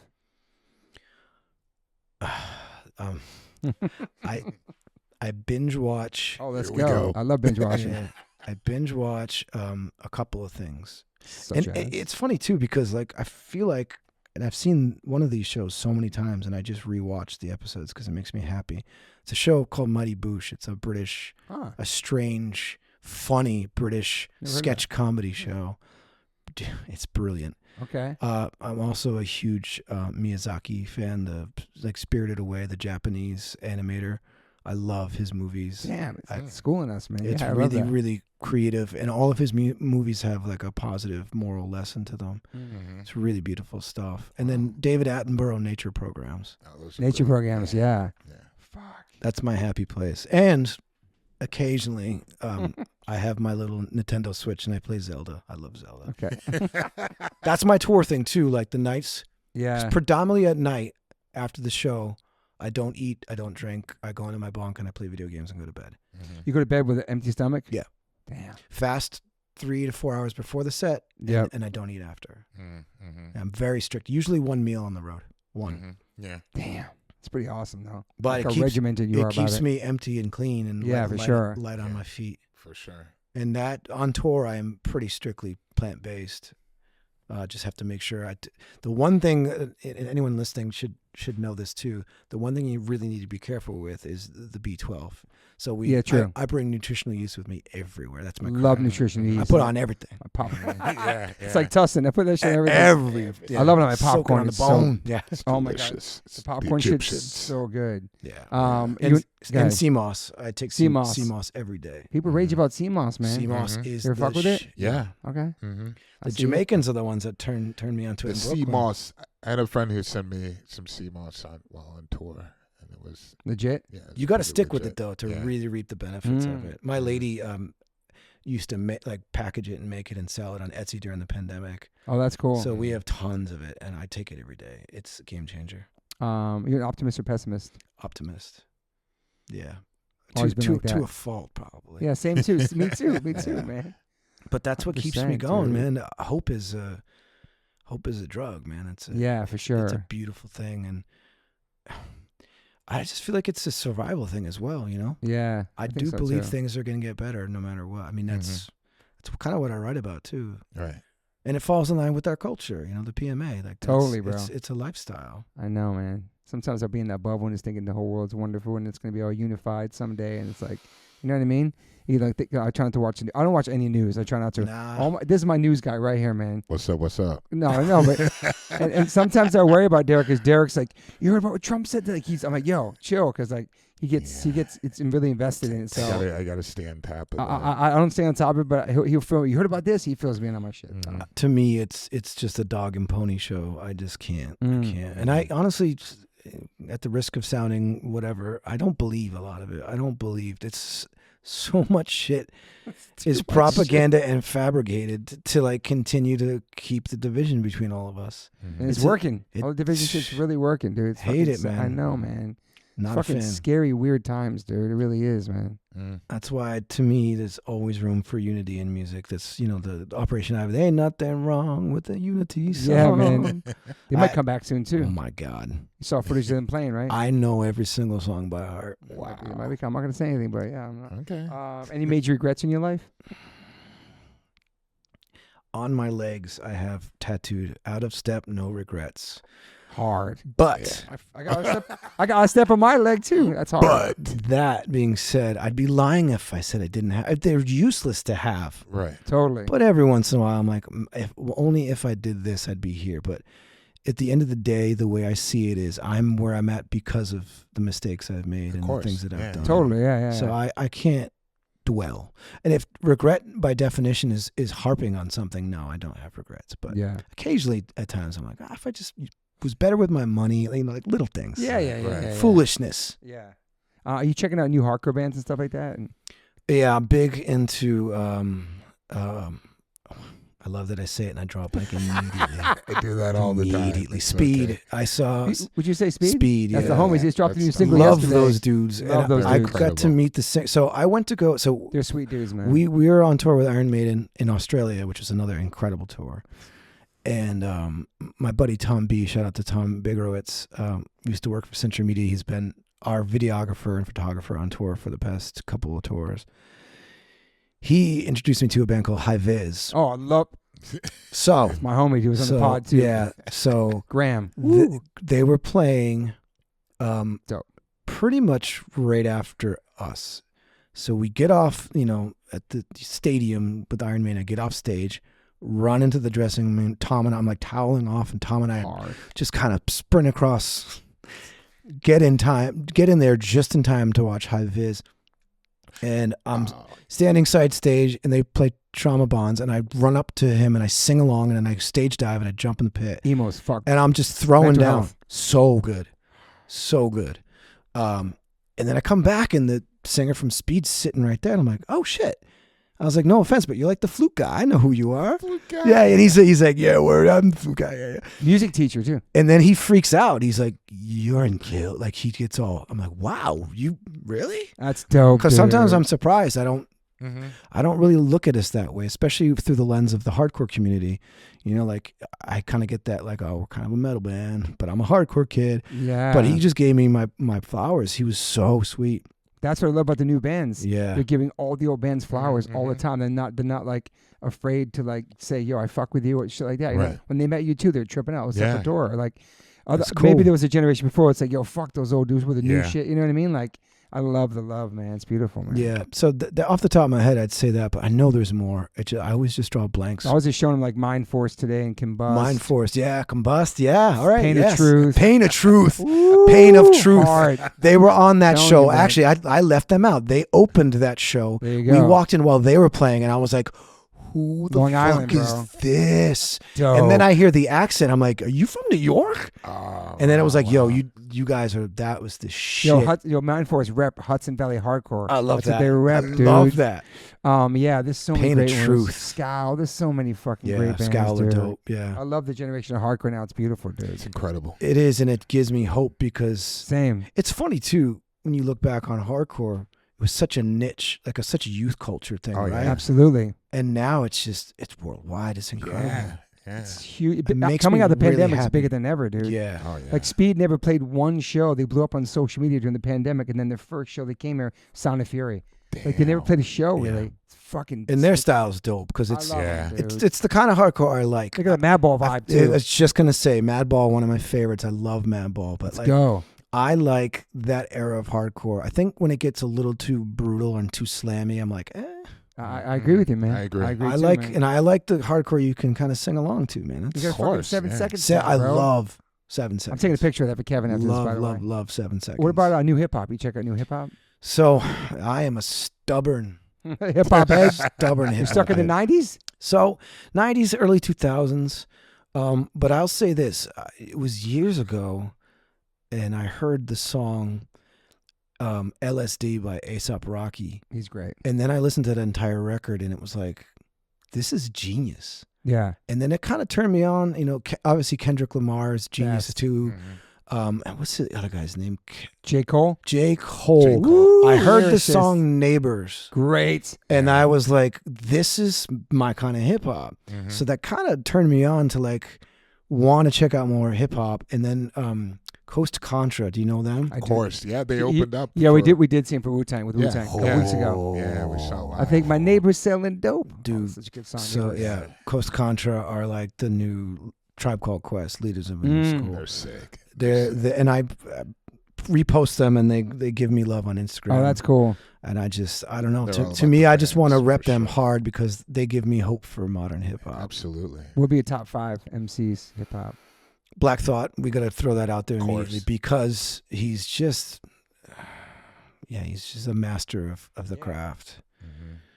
Because of his swagger, Guru from Gangstar. Okay. He might be my all-time favorite ever. You said Yeah, I think I so. got a Guru tattoo right here. Love it. Love him. Love it. Too. Let's go. Rest in peace. I got some gifts for this guy. After you get some party gifts from this guy, don't bug out. Okay. Two. Yeah. Okay, 2. So we got Guru and Black Thought. I'm gonna go Raekwon. Let's go, man. Because dropped a new record too. It's because great. Swagger, bro. Dude, 100%. Just like oof. Go for Cuban Links, bro. I see your links. Flawless record. I bought that on cassette and wore it out like 4 or 5 Incredible, times. man. I see you rocking some gold over there too, bro. Yeah. Shit, let's go. I got my drip, as the kids say. All right, so Raekwon, Black Thought. Fuck, man. Guru. 2 more, man. I know. I'm going through my Rolodex. It's all good, man. Some people miss them. It's all good. But it's important. You know, we got Rakim, we got fucking KRS-One, we got fucking Public Enemy. They could be, they could be in there for sure. But I'm trying to think of MF Doom. Sick. Ooh, nice one. Doom, because there's like as soon as he starts rhyming, you know exactly who he is. Yep. His rhyme style is so unique and strange. True. And I don't think he's one of those MCs you could hear and be like, this is mad rhymey. It's kind of weird, but you're missing the genius. Like it took me a while. I remember when I first heard him, it was at a skate ramp in Providence, and dudes were throwing down. We had a DJ, actual vinyl DJ. These guys from Rhode Island School of Design, RISD kids, they had this huge loft in Cranston, Providence line with a huge half pipe. And I used to just go there and watch skaters, and this DJ would be spinning stuff, and he put on MF Doom, and I was like, this is weird. This is strange shit. But the more I heard it, the more I was like, this guy's a genius. Like, that's cool. Genius. I remember he was in KMD back in the day. Oh, yeah. That's where he came from. Yes. Yeah. KMD. That was like third base, his kind of crew. Yeah. Third base. Oh, yes. Okay, so you got one more after that. That's 4. Black Thought's in there is great. MF Doom. And so let's see some other groups we're thinking. Nas, Biggie, Jay-Z. They're all good, and I respect them, but Mobb Deep. I'm trying to think of MCs. I'm looking at MCs in my brain that I listen to on a regular basis. I think that's more important than somebody who's just got the skill set. That's true. Yeah. Let's think of some more. Yeah, I got. Fuck with KRS. Love KRS-One. Love. Because he's the teacher. I think Q-Tip's a great MC. He doesn't have credit. De La Soul guys, man. Plug 1, plug 2. Let me go. Fuck with Eminem. All right, so respect on a whole other level to him as a wordsmith. True. But he's not the kind of MC that I'm like, I'm going to put Eminem on and chill. Yeah, I hear it. Yeah. A lot of people say that. Respect him. Yeah. Think he's incredible, but it's kind of just not my thing. Yeah. I feel like I'm too old to listen to Eminem. I know he's like our age, just like 53, but it's like a lot of young kids like him, the way he rhymes, the way his videos are. I feel like there's a generation gap there for me too. Still rapping in 50s though. Yeah. Fucking killing it. LL Cool J is one for me, man. Fuck. I have to throw the entire De La. Let's go, De bro. La Soul. Let's go. It has to be because creativity, the sound of their voices, what they're rhyming about, Absolutely. how they rhymed, how they presented it, and I can't leave out Beastie Boys. Ooh, another motherfucker. Yeah, Beastie Boys need to be on there because to me, without Beastie Boys, you can't talk about hip hop and not talk about Beastie Boys. And then talk about diversity too. Yeah. Nobody mentions Beastie Boys really. That's really weird. I don't like that. Which is insane. Which is wild because I challenge anybody to go back and listen to that first record with the 808s. That shit is fire. It's crazy. And the lyrics are silly. Fine, sure. Right. Paul's Boutique though. Paul's Boutique. Check Your Head for me was the one that I was like, oh, this is different. I remember seeing the video and when So What You Want came out. That was like great, dude. And I went to the vintage store and I was like, yo, I'm dressing like that, Beastie Boys. I'm like, shit.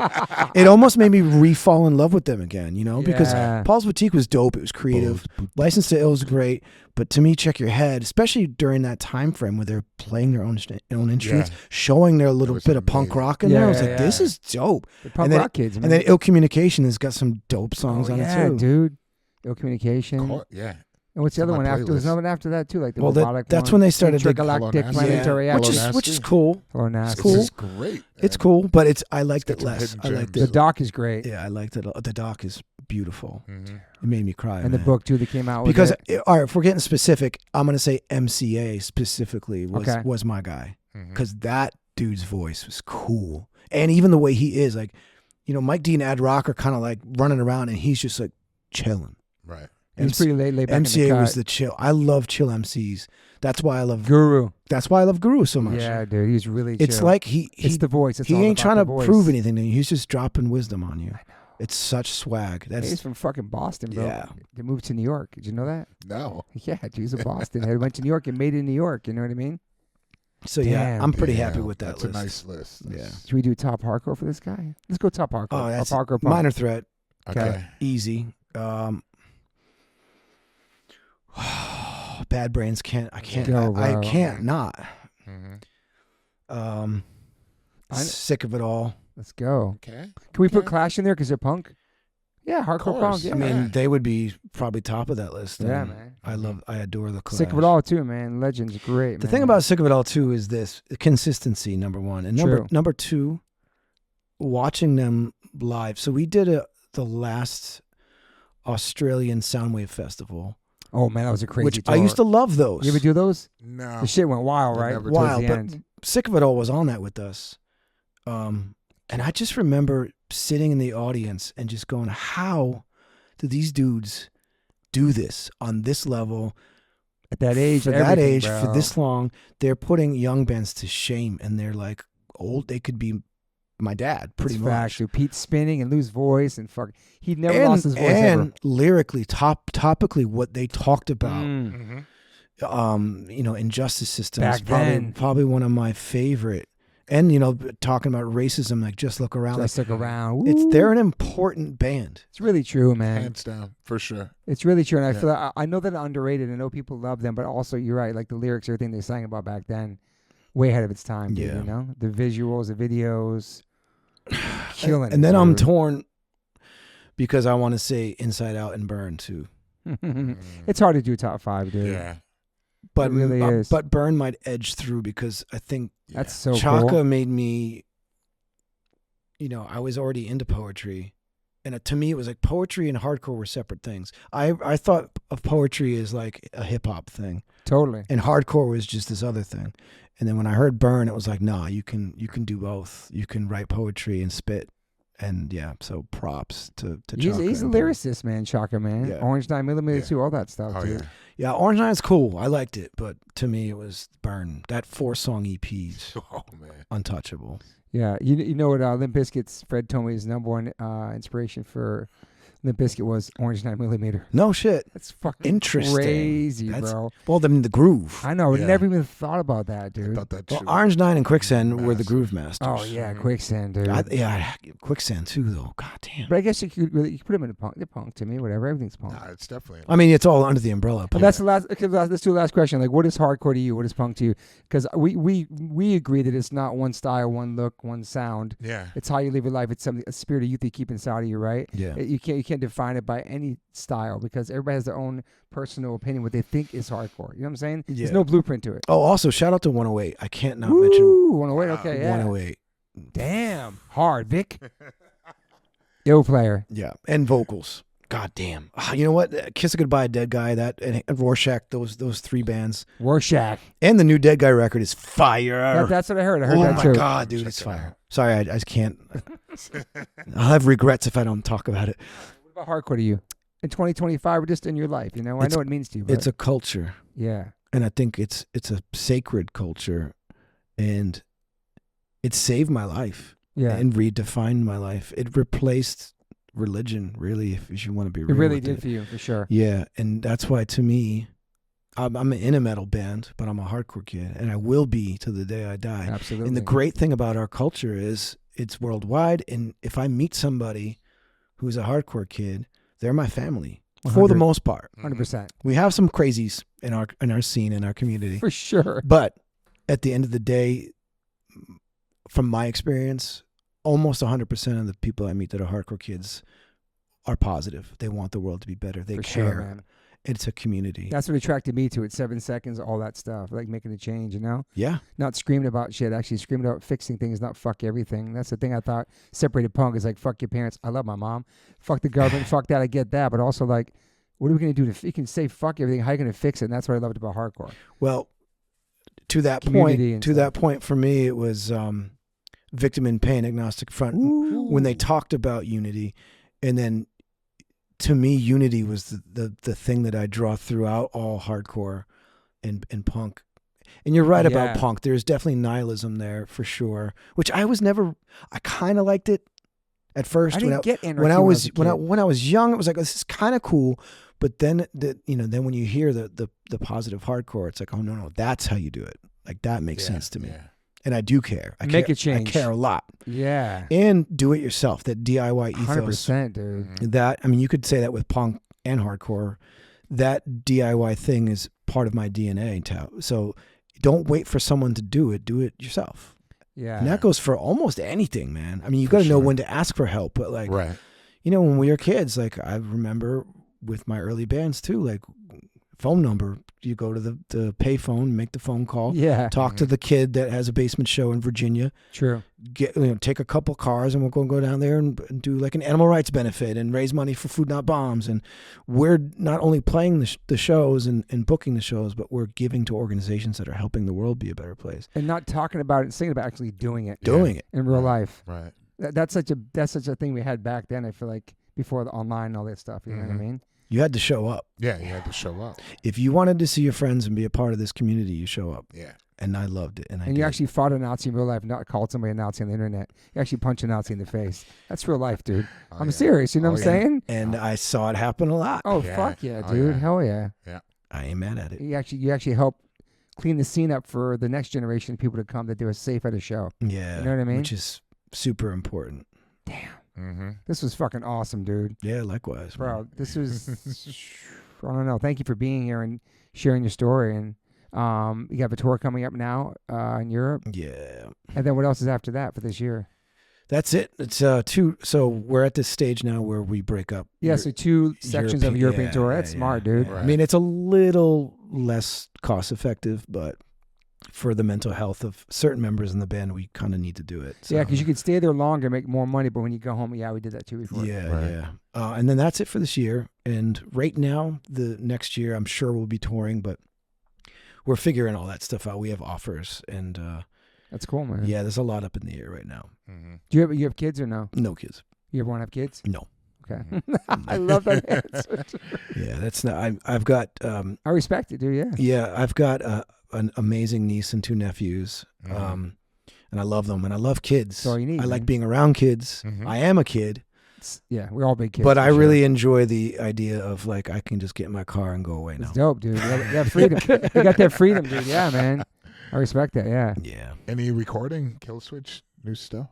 No, not right now. Okay. I feel like it's too early in the game for that. And I've got my hands full with guest vocal spots. I've got a bunch of stuff left to do. Right. I got a lot of stuff coming up. A lot of cool stuff too. One is a hook for a hip hop song that I sang. Nice. One is like a post rock band from Australia that's coming out.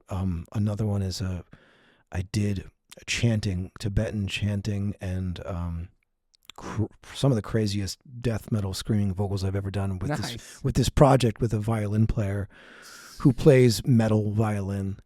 And Sick. there are members of Meshuggah on that project as well. That's amazing. It's dude. like a crazy 25-minute meditative. It's based on the Tibetan Book of the Dead. So I'm getting my hands on a lot of stuff. You saw the cold plunge too? I love Sonic Cold Plunge. It's a game changer. How long are you in town for? Game changers. I leave. So I got one in my backyard. I love that. We could do it this week if you want to come That's back. amazing. Yeah, No, I'm got interviews tomorrow, and then I leave the next day. Next time you're in town, we'll sign up cold plunge. But I have the great thing that I have is a river. Yeah, you got some real shit. And what I do is I don't plunge. I have this thing where I put my feet in. You do grounding too? Oh yeah, every morning. Mm-hmm. Start with every morning. I'm making them hip. It's anti-inflammatory. It's so good for you. Okay. But I'll put my feet in the river. I'll walk back out.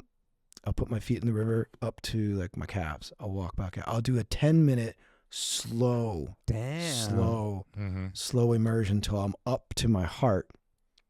Then I do deep like Wim Hof style breathing, and it is the most centered and hyper aware of my environment. And when you're out in nature, and where I live too, you know, I've got eagles, I've got bears, everything, bro. Everything. So when you're in that river, it's so peaceful. Damn. Even though I'm You're like such a different person now than like your whole journey, your story, like you're just raging all that shit. Because I love your mental. I love like your whole everything, man. Now it's sick. You're so in tune with your body. Yeah, it's learning. I mean, it's survival, number one. It's keeping the pain away physically and mentally. Not away, just, you know, learning how to manage myself better. And I'm happier because of it. Yeah, man. You look healthy. You look fucking young. I feel healthy. Yeah. I mean, I'm definitely sore in my back, which you can probably tell with you I'm sitting. You look like my friend Frank Grillo a little bit. You know who Frank Grillo is? The name sounds badass Italian New York actor. Oh, yeah. You get a vibe to you. It keeps reminding me of your face. Like a young Frank Grillo. Yeah. Forget about it. Yeah, man, thank you for being here and telling your story. I'm really happy in a good place. Thank you. It was really nice to meet you. And thank you for your legacy with your music. I'll never forget hearing the line, "My friends look out for me like family," at the Met Cafe, and looking around at my tribe, my crew of people, and be like, this is our fucking anthem right here. It just speaks volumes. You talk about community, you talk about hardcore, you talk about like a lifestyle culture.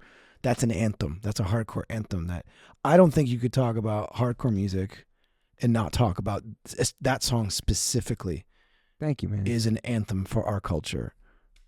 Slow clap right Thank here. you, man. Let's give me my flowers, man. Thank you. That was really nice. It's true. You, man.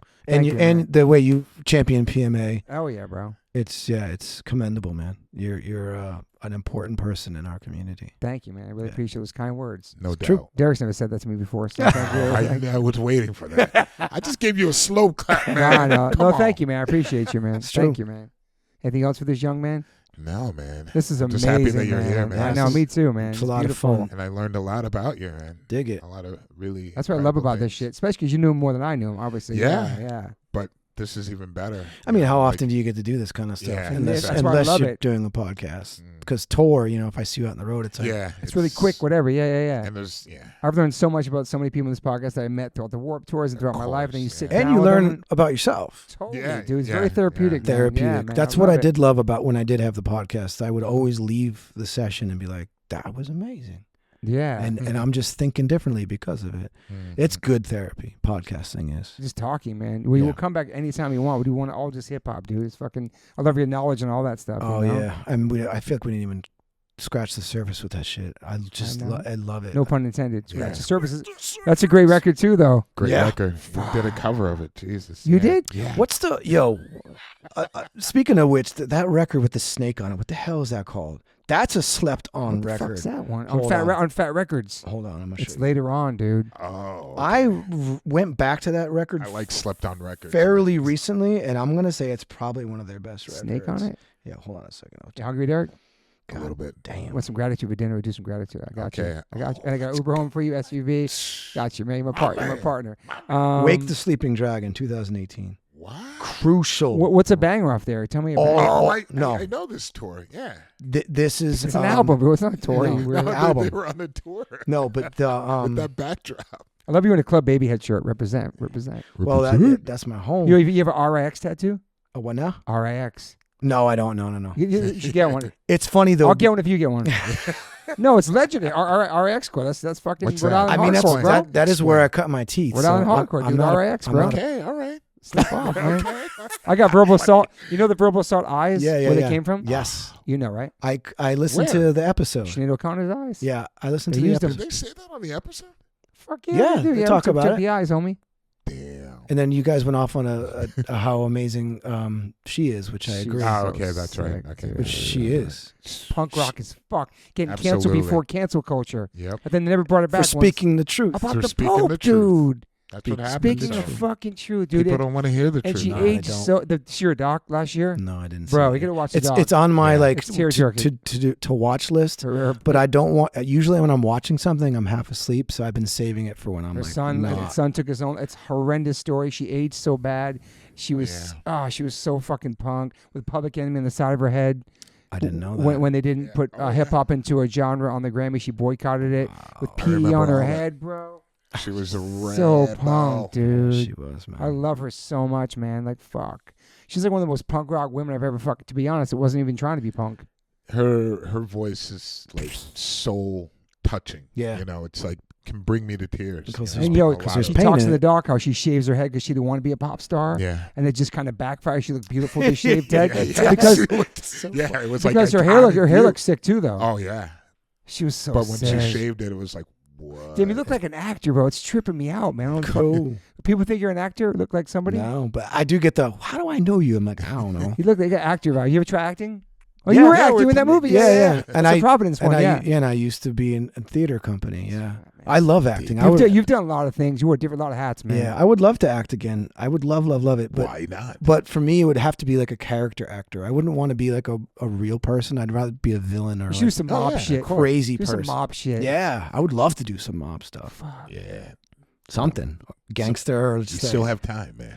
Yeah, I'm open to it. It's just, we'll put it out there. Who do I know that makes movies? I don't really know. Can people reach out to you through social media if they want to reach out or just check out what's going on with you? I mean, you can try. You can try. You can try. I always just point people to management. That's cool. Right. I have Vaughn and Kenny just handle my shit. Yeah. Oh, you were still with Vaughn and Kenny. Oh, yeah. Oh, fuck. Love you, Vaughn and Kenny. Yeah, for life. My boys for life. They're my family. Vaughn says we're the ones that made him go bald. It wasn't really us because he managed H2O, Scarlet, and Murphy's Law at the same time, dude. I watched them go gray. Bro, there's too many stories for the pod, dude. I love fucking Vaughn and Kenny. And shout out to Isaac. Lord Isaac. Because he's just such a character. Legendary. I love the stories I hear about him, and I love him. We can never tell on the podcast. And I love him telling his stories. Oh, yeah, dude. He's just, there's nobody like him. He's the realest motherfucker. It's funny, too, because you grew up with a crew of people.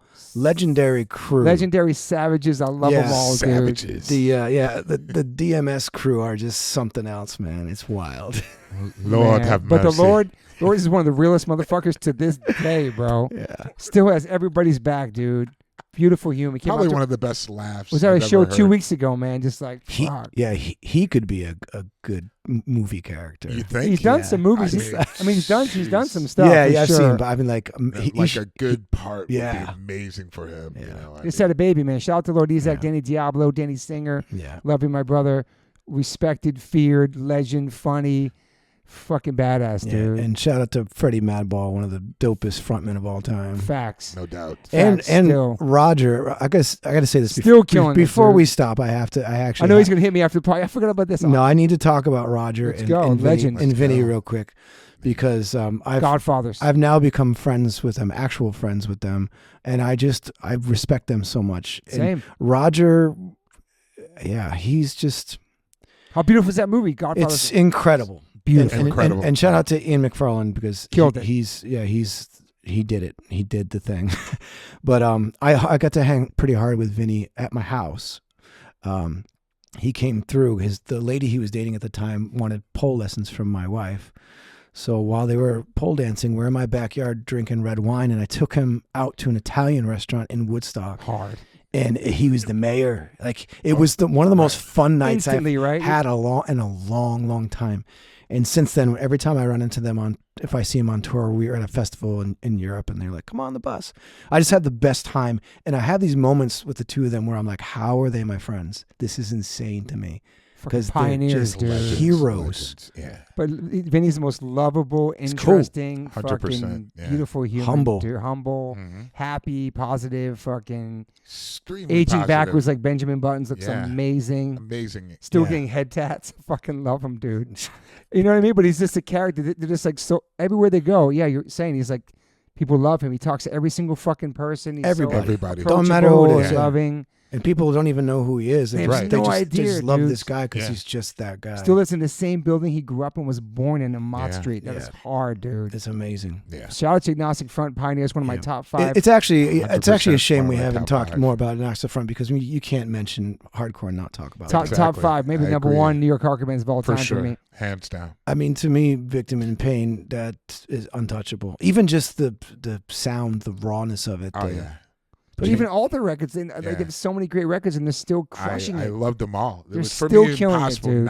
He had them on tour with them last year. Killing it, dude. I mean, it really changed like everything for me to see that show live as a kid and just growing up and seeing the stages that they went through. And every stage, I loved it. It just brought that attitude and energy, that unity like we're talking about in the scene that exists that makes you just like, wow, I really feel a part of this. But to get to know them, it's like another level. I'm still like, it's still like weird for me. You know? And they're examples of how you just will die as a hardcore person, hardcore kid. Mm-hmm. It's for life. It's for life. Lifers, man. Yeah. That's hardcore. They embody it. When I think about them, that's hardcore. Also, Scott Vogel too. If you had to put a human being, of course. Put a human being as a hardcore person that lives it and breathes it. Scott Vogel, one of the most badass frontman, touring bands, legacy band that's still relevant, stays relevant, continues to kill it. So inspiring. Terror, man. One of the hardest working bands I know. Hell yeah, for sure. Respect to the hardcore community. Yeah, man. It changed. It changed our lives. It ruined our lives. It saved our lives. It did everything to us. We have so many fucked up, wild ass friends from this still world. Here. We're still fucking here doing music, bro. That's wild. We're still here, dude. I think we look pretty good for age too. We're doing pretty good, man. Hell yeah. All right, brother. Yo, Jesse, thank you for being here, man. Yeah, thank you. We're going to do a part 2 someday when you're back in town. We're going to go up on Sauna. I'm about to bless you with some hip-hop shit. Yo. And appreciate you being here, man. Yeah, respect and love. One love. One love. Peace, everybody. Got to give a big shout out to Liquid Death. I've been in a band called H2O for 30 years. And my first real job with a company is a water brand. Go figure. Love you, Liquid Death. Love the people. Love the brand, love the concept, love what they give back, love the community, love what they do for the environment. You can go liquiddeath.com/OLLC and get free shipping on any of their merchandise that they make.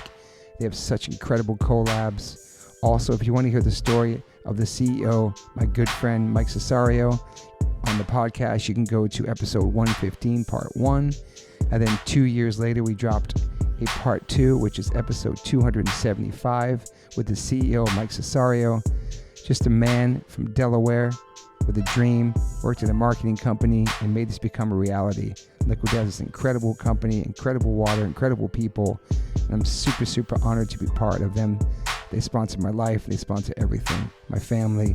So go liquiddeath.com/OLLC and get free shipping on anything you want to buy on that site. If you want to get water, it's exclusively on Amazon.com.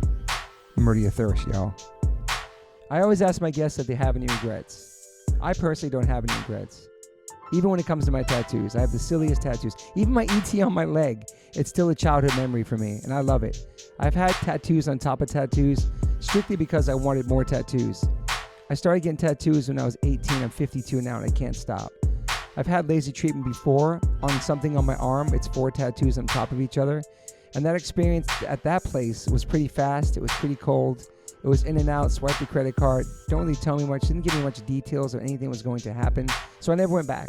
So as of most recently, I'm so lucky enough to have had 2 sessions at Removery Tattoo Removal. My tattoo on my arm that looks like a big black blob is now super light. I've had 2 sessions. I have a long road ahead of me. None of this stuff happens overnight. You cannot take a tattoo up in one sitting. You have to be patient. and it's painful. They ice you up. It's super fast. To me, it felt like a bunch of rubber bands. But what's more painful than that is looking at something on your body that you think you're stuck with for the rest of your life. That sucks. But now for me, I'm really happy I started this journey. I'm slowly going to get this tattoo removed. I never thought in a million years I have any kind of real estate on my arm. I don't even know what I want, but it's exciting. I'm so honored to announce that One Life, One Chance podcast is now with Removery. Call 866-934-4570 or go to removery.com. Use TobyH20 and get $100 off your first session. One of the most experienced tattoo removal companies in the world. Removery has 155 locations and 1.8 million treatments. US, Canada, and Australia. State-of-the-art peak-away laser technology, cryo-technology to reduce any discomfort. This is so exciting for me because all I do in these podcasts is talk about tattoos. From day one, if you've been listening to this podcast, talk about tattoos, talk about getting removed, talk about getting covered up. So this is such a perfect fit for me. Definitely check out One Life, One Chance podcast, episode 281.